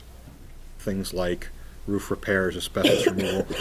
We seem to come up with something every year, but do we have a long-range outlook on the current buildings? So, rock, paper, scissors? I'll let you go first. You might say what I want to say. At one of our more recent facilities committee meetings, it might have been a couple of months ago though, David did bring that unofficial capital improvements plan that you're talking about. And that's how he comes up with the items that he comes up with for the maintenance projects every year. But you're right, we are reaching the end of those proposed projects that needed to be done. However, we just had the feasibility study done, and dependent on what that vote is will determine our future. And so I'm in absolute agreement with you that we need to project out. Again, it's definitely time to do that, but I would love to see where the March vote takes us and then go from there. But we do have a committee, the Facilities Committee, I believe would be the one to put together that capital improvements plan. And so let's see where we are in March. Lisa? So, in 2017, we did a batch of school assessments, and I think that was the genesis of our endeavor to put together a capital improvements plan. We had to have these school assessments so we knew what was going on in every building, what was our current status. We got all of those assessments completed, and Dave set forth to prioritize them, and then it started to form into this unofficial capital improvement plan. But how official does it really need to be before we know whether we're building a new building? Because that's kind of where we're stumbling right now. We, without this feasibility study and without knowing which buildings will exist 10 years down the road, we can't do a 10-year capital improvement plan. We've got the 5-year one kind of hanging out there. And we can't go 10 years out until we know which buildings are going to be there at that time. Rob? You know, I think that from the facilities committee, this is where I stalled a little bit. And I don't know that there's a SOP for this, but should a capital improvement plan include maintenance? So, for example, we know at some point the parking lot needs to be done here at the high school. Should that be in a capital improvement plan, or is that maintenance? Should a track replacement, you know, I'm talking about high-ticket items, right? That's not a new project, it's maintenance. Should that be, and I believe it should be, right? I think we should. My feeling is if it's classified as a capital expenditure by dollar value, that it should be in a capital improvement plan. This is a good Janelle question to clarify, because there's very strict, well, there's interpretation to it, but I think there's also definitions for what these are, correct? I'm happy to bring forward whatever you determine. No, Anything we do that's subject to depreciation in the future, I think falls on a capital improvement plan. Historically, though, where I've worked, every company defines CapEx money by a different dollar value, and maybe that goes to what your question is, right? If we say anything over $10,000, that's gonna be included in our CapEx plan, or whatever number we wanna put on it. You know, maybe we just come down to, you know, putting a dollar value as a threshold, and then if we, you know, decide we wanna raise the threshold or lower, that goes into our capital improvement. I would think that a parking lot would definitely be in our capital improvement plan, given the dollar value of that project. I'm thinking a track would be the same way, you know, to do that, because you're talking $50,000, $60,000, $80,000. I'm guessing that's on the low side. I just threw a number out there, but. And that's one of the reasons that we proposed the warrant article that we did, because we have seen those exterior big ticket items. So is the capital number in the education, in the school district, is that driven by a state definition, or does each district, so we can define that ourselves? can Lisa's define shaking that her head. yourself, Okay, so, absolutely. I mean, maybe that's just a conversation we have at It's a the finance committee level. committee. Yeah, when you join the facilities group, we'd love to have you. Or we can just take it from the general accounting principles too. I think one of the, not to try to bring us back to the, you know, the student growth goal, but one of the things I think we're forgetting is that this is the first year we've had in place policy and process to review and approve an education plan annually. Right? There is a vote coming in the spring where we need to look at the education plan and we need to bless it. Likewise, we vote on the program of studies, which I think we did last meeting or 2 meetings ago. So now there's a cycle to these things that we didn't have before, and that's just structure that our past boards didn't have. what I interpret in my head, what Winston is describing, is something similar for our physical plant, our vehicles, our major IT, the things that we spend high dollars on, that although this year's an exception because we've had a committee dedicated to looking at, a feasibility study and digging into the next level. If this wasn't that year, where is our long-range outlook and how do we make sure we look at it every year so we don't do a 5-year plan and then it's a 4-year plan, it's a 3-year plan, and it just sort of trickles down to where there's nothing left and we have to sort of reinvent it. But where is that annual review cycle to make sure we're in alignment on projects for 2 years from now, 3 years from now, and not just have the committee look at it, but actually have the board look at it and approve it. So that might be a goal for next year, is to actually come up with a cycle of review and put something in our recurring motions list so that we're always sure to do it. So, anything else on capital improvement? Okay, and now for something completely different. The elementary consolidation fact sheet and website. So I did email out a while back, a couple weeks ago, the link to the Facebook, the website. And on the website, there's a link to pages 2 and 3 that are in your packet. This is a compilation of some historical documents, some history, and some projected dates in the form of a timeline. I think the discussions about the overall footprint of the district predate well before my coming to Monadnock, but I started with the H.L. Turner studies in 2017 because it was a good, solid, sort of like a benchmark to start with, and then worked from there. And you can see, Lisa mentioned the timeline briefly. I started in 2018 where I could find the first record of the facilities committee really discussing this concept of, do we have too much real estate? Do we need to do something different? And you can see, if you go to the web page, these are all links. So you can link right to the minutes and see what was discussed. If there's a link that says click here for video, that's because it was a board meeting and that video was available to review. And it was a good exercise. I enjoy doing things like this because it's easy to say, oh, we've talked about it. The board has discussed it, and I think in this case, it's been well discussed both at committees and at the board level. And it provides a nice outline of, the different steps that we went through in order to get to this point. The bottom part of page 3 are basic timeline projections based on statutes, deadlines, that type of thing. They're hypothetical because one necessarily depends on the previous one happening in most cases. So, for example, the warrant article for engineering and design funding is on the warrant, and if that passes, we will hopefully be able to identify a potential site. Obviously, we're doing some work behind the scenes on that now, but at this point, we're hoping that passes. And then we would hope to have that engineering and design work complete in time to submit our building aid application. The state would still need to approve a budget that includes funding for building aid, and that won't happen till the end of the biennium, which is fiscal year 2021.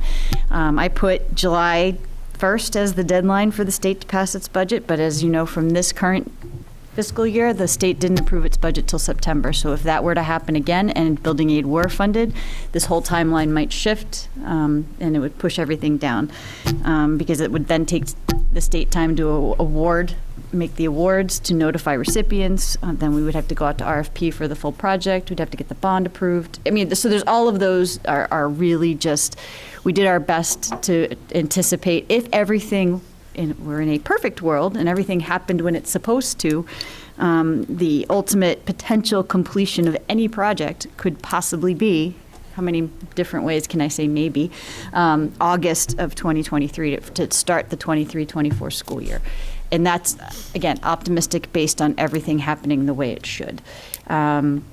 I think that we can, and we will, the intent is to continue to grow this timeline. So discussions that have happened since December 27th, as those minutes are posted, I'll link those in similar fashion. If there's any other meetings that I can link video to, I'll continue to do that. And then as we identify other items that might need to be in the timeline projections, this was, again, quick pass. Janelle, David, and I kind of put our heads together and came up with this short timeline. But we'll continue to update this. This update's live on the website. If you go to our website, the feasibility site, and click on the timeline link, you'll go to this page and it'll be updated as often as we have stuff to update it with.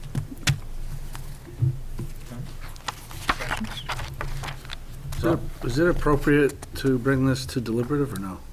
In paper form? Yeah, we can. Because I think it's extremely Yep. educational on the body of work that was done, along with why we're going forward now. In other words, why do we need, the number one question I get when I talk to people is, all right, why do we need to come up with a building design now? Right.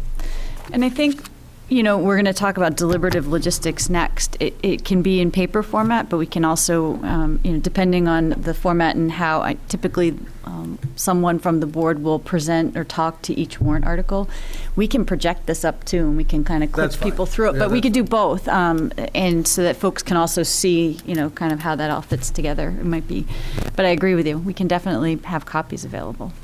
Just can't link off a piece of paper. That's the only problem. Is facilities committee meeting between now and when the board turns over? Yes, I believe so. I don't know. I haven't heard from the chair. Question for Karen. They are scheduled for, bear with me, February 11th. Okay. So one of the opportunities we might be missing would be some joint work between that committee and the CRC. Not to distract from warrant articles in plain English, but at big moments like this, it's appropriate for some more thorough messaging, which can take any kind of form, whether it's, newspaper articles or, things to include in our next education newsletter out to the homes, or anything like that, to talk through. So, Betty? Yeah, we've been working on several projects. One of them is going out to every town and doing listening sessions.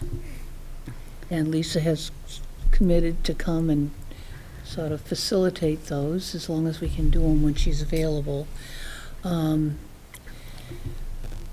intended to go to the last facilities meeting, and I got there and it had been canceled. Sorry about that. I've attended a lot of them anyhow. What were the other things we're doing besides the listening sessions? Everything's got this. Yeah, the letter to the editor or something in the Sentinel and the radio. Yeah, get Yeah. Lisa onto the radio with either Dan Mitchell or Chris Coates. Yeah, and a letter to the editor that would highlight the listening sessions and those kinds of things. Right. So anyhow, some of that work is started. One of the suggestions that I had for when we do the whether we call them listening sessions or just discussions, or I don't know, however we phrase it, but doing one in each town and having the first one be in Swansea here in the auditorium because the acoustics are good, so we can film that one, and then once we're out on tour, we can I don't want to post it in advance because I don't want people to skip coming out, but Our merch table? Lisa's Yes. tour bus pulling up. Yep. Oh, QR. Yeah, and remember a few years ago when we did the strategic plan and vision and mission, we did the handout at deliberative. It was a card with the QR code, putting some of that together with the link to the feasibility website and having those available, getting those out everywhere. And of course the MEM, once that goes out, I'll have that information in there too. But a lot of what the speaking and listening tour we're looking at February, not necessarily prior to deliberative. That would be a little quick, but in the weeks after that, prior to the vote. Winston? February 11th is the primary day. Yep. And that's going to be a heavy voting day, one way or another. So I'm working the polls, so I can't go to the feasibility committee. Even though the polls close at 7, it just doesn't work. Is there not to distract, but is there a need to move committee meeting because of that primary vote?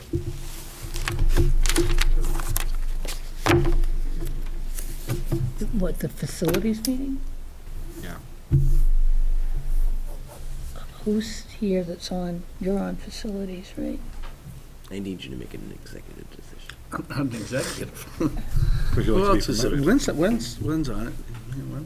Yeah. I just can't. And you're on it, Colin. Shouldn't be. That's what never. Colleen, Eric, Rob, Winston, Karen. It's primary day. Voting day. If it doesn't bother the committee members, they can meet and still have a public meeting. It's just if As long as you got a you won't quorum, have so- quorum, you should consider moving it. Mm. He won't be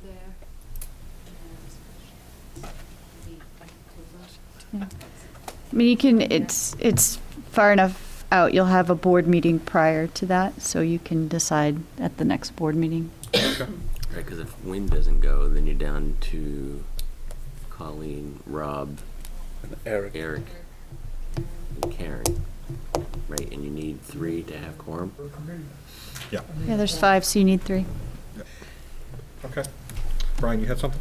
Yeah, my question was, we are approaching historically probably the most important thing this district could have potentially achieved at this point. So my question also for the CRC, with the amount of information and the time frame we have to get it out, do you think it's where we discuss maybe, professional service for that? You know what I mean? I'm looking at the timeline here, so I see a couple of dates where I think it may be in our best interest to take in some professional service to get our message out. I mean, you're talking about, in my mind, a full court press on pushing this through, because we don't get probably too many more options for this to come about. Maybe one time we might get a retake. I'm not sure we get past 2 to do that. So if, the group would support having a conversation about what that might look like, then I would support an RFP. Well, you've got about 4 weeks to find a firm, get a price, and hope that they can fit into their schedule, right? Looking at the timeline, I'm thinking, You want it out there 2 weeks before the vote, so last week of February.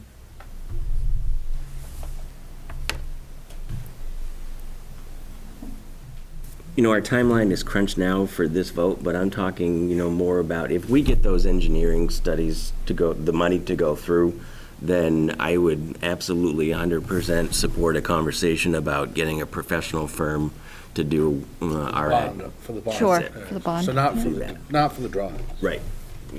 So in your conversations for that, maybe that's something that, we start to have a preliminary conversation on of what that might look like and what we would like to have it look like. And that way maybe we come up with an idea of what we want to do, to do that. Nick was with you right up until that. 90%. Marketing firms, He just heard dollar I signs. think before we get a marketing firm, we need to get to the deliberative of the vote. Yes. A little bit premature discussion. Be out there in my red horn. Okay. You gonna be there? All right, so anything else on the elementary consolidation, fact sheet, website? Great work, Lisa, thank you. Thank you. All right, deliberative session logistics, I think at this point we usually identify who's going to speak to which warrant article. Correct. I think it's important for us to take care of that part this evening so that if you know which warrant article you are assigned to, you can start to anticipate some of the things that people would want to know before the questions are asked. So Brian, as our budget committee representative, can I look to you for Article 1? Sure.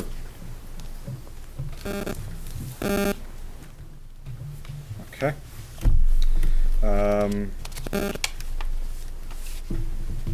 About Article 2 for renovations at the middle high school. Someone on facilities who could speak to that one? I Make a would motion for defer Rob. I would defer to someone else because I voted against it. Okay. Winston, would you want to speak to Article 2? Okay. Colleen? For the article, I'm not gonna do much public speaking here. I'm losing my Okay. Let's ask Karen if she'll do it, and if not, I will. Okay. Because I think Colleen would be good for 3. Okay. So, Colleen or Rob for Article 3? Who'd you put on to? Karen, with Lisa as a backup if Karen can't make the meeting. Have you been to deliberative where we each take a turn standing up and explaining the warrant article? Hmm? Okay. Last year, all we did was read it. Right, that's Make primarily. the motion to get it passed You now. just or you don't even read it, you just motion. You make the motion to pass it, and then you can say a sentence or two in support of the article, or you could restate what it says in plain English on the plain English warrant article. I don't remember that part. Yeah. I just moved. It's open to Yeah, interpret. Each board really, member kind of takes a You're different just style on making it. the motion, and then you have a minute, maybe, to say why you made the motion if you want to. Yeah. With a microphone. With the microphone. What was it, one year I misspoke and said, it's a revolution, not a resolution? Colleen, I'll do it if you want. I guess I can. Why don't we give her one later? Usually you don't read it anyway. Bill reads them. Yeah, that's what it And is. he asks the public, he asks somebody to make a motion. How many people have here been to the deliberative session? You guys remember from last year? I didn't say anything. You just get up and you Consolidated. talk about the board's position on the Okay. warrant article. Rob's got number 3. That's good. Article 4. It's not as bad. So maintenance repair work at the other district schools. This is probably one that does need a little more explanation because we're talking about a bit of a laundry list of activity. Right. Somebody comfortable speaking Article 4? Rob, you're on facilities, right? Reading number 3, man. You'll You're already be up. standing up. That's perfect. Rob, thank you. All right. Okay, Article 5. The $1 for education expendable trust. People are used to seeing this, but Kristen's got that one. Okay. Kristen, you'll want to find out how much money is in that account so you can say it. Okay, Article 6. The vehicles. District to discontinue the 2009 School Building Capital Reserve Fund. This probably deserves just a reread of the warrant article in plain English to explain why we're decommissioning it. Nick, you want to take that one? I generally don't move these on behalf of the board. I usually go to the deliberative session as kind of as a citizen. I go with my wife, and I generally don't go to the board meeting before or after. And I get up and speak to half a dozen of these, but I do it as, I make sure it's clear that I choose it as a citizen. Don't want to represent the board. Probably not on reading these, no. I think they're presented from the board, and they're, I think that's knowledge, common knowledge of the people that are there, so I don't necessarily feel a strong need to do this. Okay, I would do that one. you do that one? Thank you, Winston. What I was gonna say is. Article 7, the District Vehicle Expendable Trust Fund. Someone on finance comfortable speaking to this? I'm on Eric finance. Stanley wants to speak to it. Yeah. And that's 7? Thanks, Betty. 7? People who aren't here. Yeah, if Thank they're you, not Betty. here, Yeah, must be present to win. I got 2. At least you can have 1. All right. He can do the next one. Yep, Eric can take the next one. Eric's got Article 8. Someone want to tell him? Yeah, I'll tell him right now. Yeah, I was gonna say, you want something? Someone want to tell him on the morning of February 1st?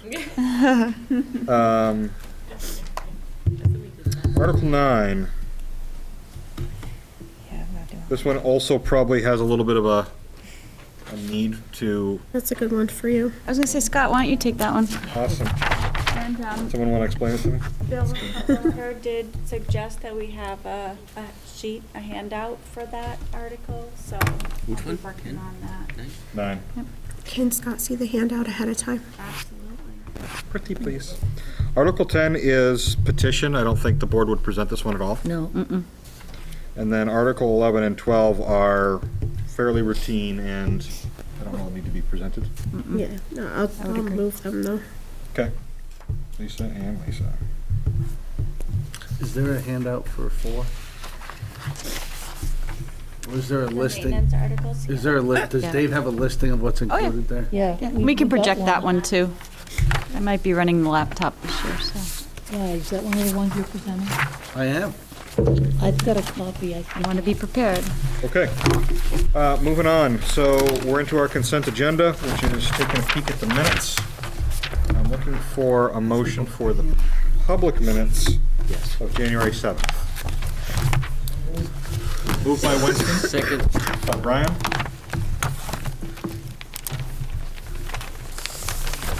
Any discussion, comments, edits, rude remarks, anything about the minutes? Okay, all in favor? Aye. Opposed? Abstentions? Okay. And so then we're into the non-public minutes of January 7th. We're also going to be taking up sealed minutes in a moment. But these are just the non-public minutes. There's only one set, correct? Yes. I'll move the 9:45 PM minutes. Is there a second? Second. Second from Betty. Discussion, comments, edits? All in favor? Aye. Second, or excuse me, opposed? Abstentions? Okay. We now have the envelope claims. All right, sealed minutes. We have, are these in 2 sessions or just 2 stacks? We did them before and after the Should be, Aye. they were both sealed for the same amount of time. As a continuation. Okay, so we have a 6 PM and a 9:48 PM. So these are numbered. You'll be passing them back. 1, 2, 3, 4. Administration, do you need copies of these down there? No? Okay. Take one, pass it down. look at them in photo. Yes. Yes. As we discuss them, if necessary, we should not comment on things of substantive nature. What we're looking to do is approve the minutes as written. Sorry, Wayne. Or provide edits if necessary. I think it's important that if people do have questions, that they have the opportunity to ask them non-public. If necessary, we'll cross that bridge if someone has a question, okay? You're getting the first set, this is the 6 PM meeting. We'll take a motion on these and then turn them in before we look at the others and get confused.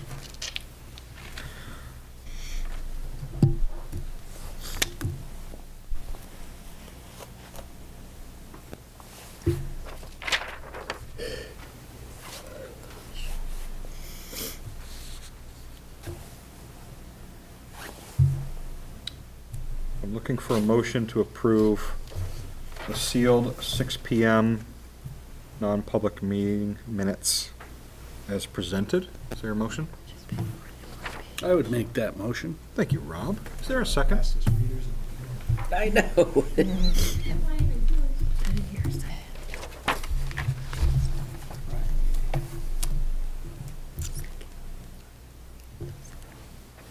Who's the second? There isn't one yet. Oh. May fail for lack of a second. Is there a second from Winston? Could be. Jury's out? Yeah, okay. Got it. How about now?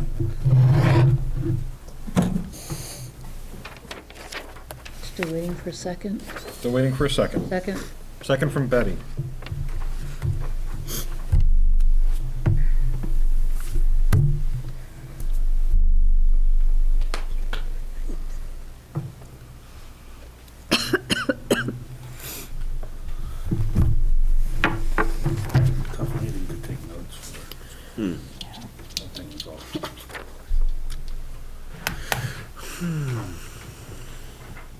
Where's the second one?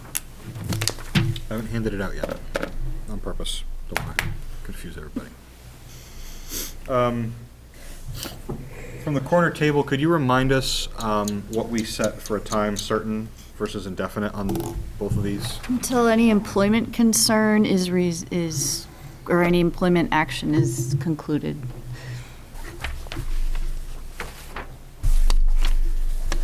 In case there's any kind of appeal. Is that a sufficient duration, or is there a point Yeah, I think so. in X amount of months when we call it and say unsealed? No, I'd have to check the statute of limitations and get back to you on that. Okay. I'm gonna say it's at least 7 years, but Okay. I can double check. Got it. How we doing? I thought we were still reading. We are still reading. Are you getting a cookie? Yes. Can I have one? Yeah.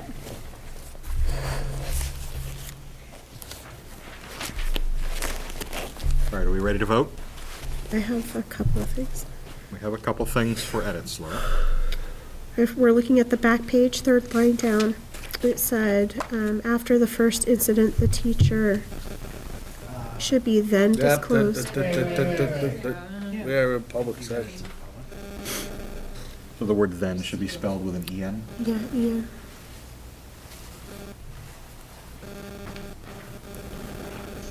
And the very last sentence of that paragraph, I don't think she commented it would muddy the waters. I think what she was saying is it's not applicable to this matter.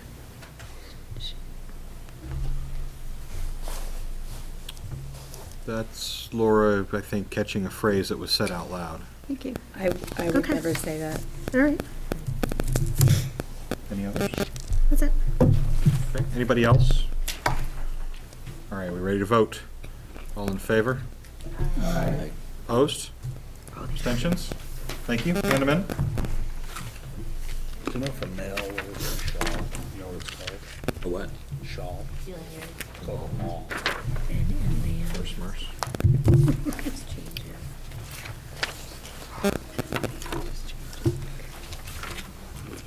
Yeah.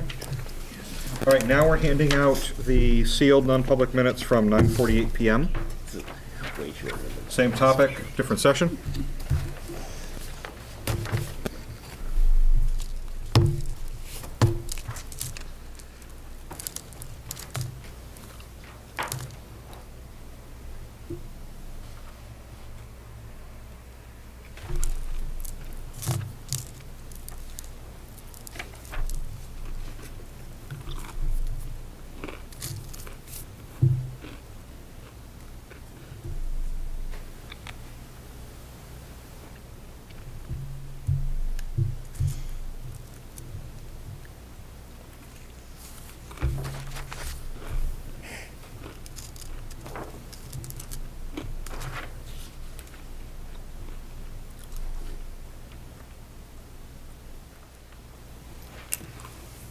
Looking for a motion to approve these minutes as written.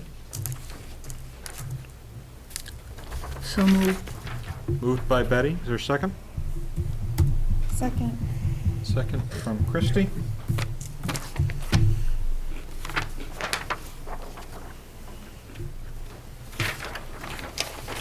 Ready to vote? All in favor, say aye. Aye. Opposed? Abstentions? Thank you. Pass them in. This is like a military operation. I'm going to punch you when it gets past 9 o'clock. You know you like it.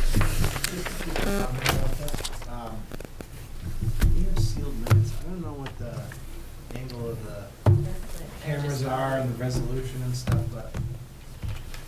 Oh, gosh, the resolution.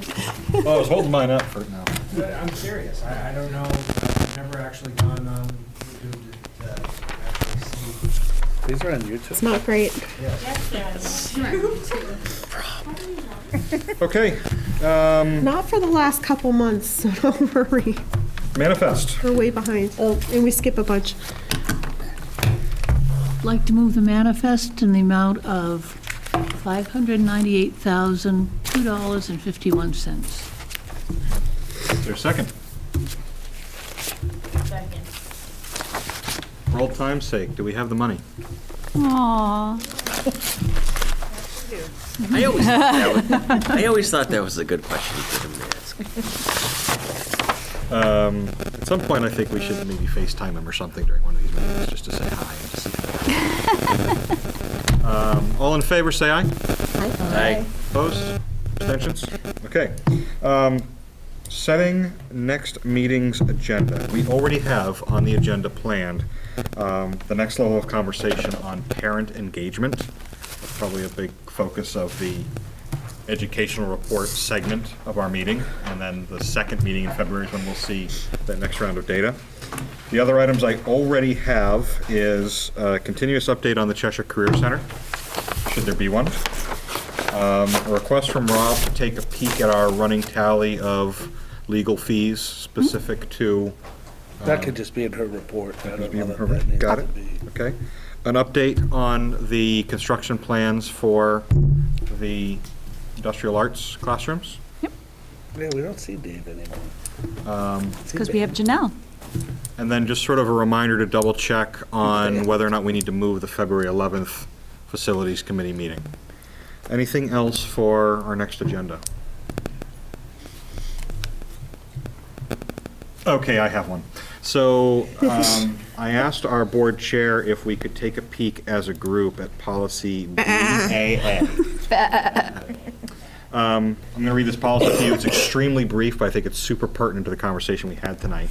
This policy was adopted and has not been revised since April 1st of 1999. But it says, at the conclusion of each year, the board shall evaluate its own performance in terms of generally accepted principles of successful board operations and in relation to its annual goals and objectives. Board self-evaluation will address performance and the key functions of school boards: vision, structure, accountability, and advocacy. The results of the self-evaluation shall be used in setting goals for the subsequent year. So it feels like this is something we have not been doing year to year. I think I'm on year 5, and we haven't done it formally. And We sent around the questionnaire and most people just declined, and I gave up after the third meeting asking. so if you could bring that questionnaire, I think it would be good of us to use our remaining meetings of this board cycle to talk about that process, maybe even go through an evaluation, so that the first meeting of the new board next year, we actually could have some specific input to goals. So this might go on for a couple meetings, but let's actually take a stab at evaluating us as a board. In that discussion, could we have a sub-discussion on the usage and value or lack thereof of committees? We don't have a lot of people who serve on a lot of committees, and We've we've got- cut down the number of committees. I'd like to just revisit that. We have that on the second meeting for February, if that's okay. Okay. It's on there, it's kind of scheduled out for a couple meetings from now. Got it. All right. Don't kill me. Brian said, how are we making a difference and how do we know? He said he wanted it on the agenda. So are we gonna keep talking about that? We had a pretty robust conversation. Well, we're going to review the school evaluation at some point, right? The school evaluation. The, each individual school did some sort of evaluation. I They can't did a remember what we termed it. comprehensive needs assessment last year. Right, so, and then 3 meetings ago, we reviewed the school scores that the group came up with. Yep, that's also coming up in the end of February. Yeah, Brian, there's not a specific evaluation for each school. I think you misunderstood what I said. I didn't say that each school did a different evaluation. I said each school based their proficiency off of their report cards, and those report cards are made up of formative and summative assessment. Right, but the questions that came out of that meeting, right, so we couldn't compare the the scores of individual schools because each school had their own criteria, right? Well, we can compare the scores. They're not, as we're reporting out on the scores, we need to do some, let's see. Like calibrate, I mean. I think- Calibrating, to make sure that our formative and summative assessments are doing the same. And it's not the elementaries that's the problem, it's comparing the elementary to the middle high school, because the elementary is reporting out on standard-based report cards, and the middle high Yep. school is reporting out on average-based report cards. So then at that meeting, Rob and I were asking about the scores for Cutler and why they differed so much from other schools.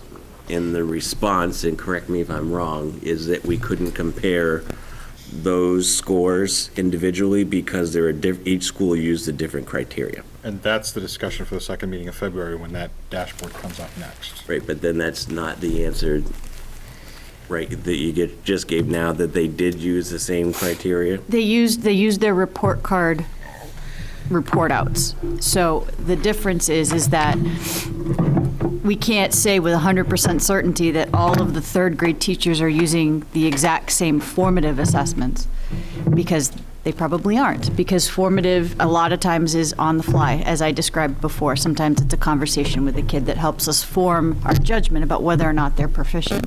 Some of the summative assessments are probably more, I would expect to be more consistent, but we don't prescribe teaching materials that everybody must use at every single time. Teachers have the flexibility and discretion to select materials, to administer assessments, to evaluate where students are within their classrooms.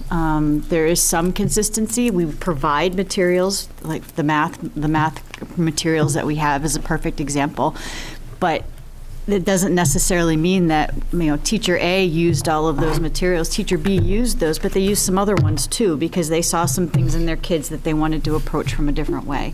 And we encourage that type of teaching. That's why they're teachers. They went to school to learn how to do this. And so what Jeremy's referring to is that, yes, that all of those report outs are based on formative and summative assessments, but it might not be the same formative and summative assessments. And one of the things we want to look at is what is common across the schools.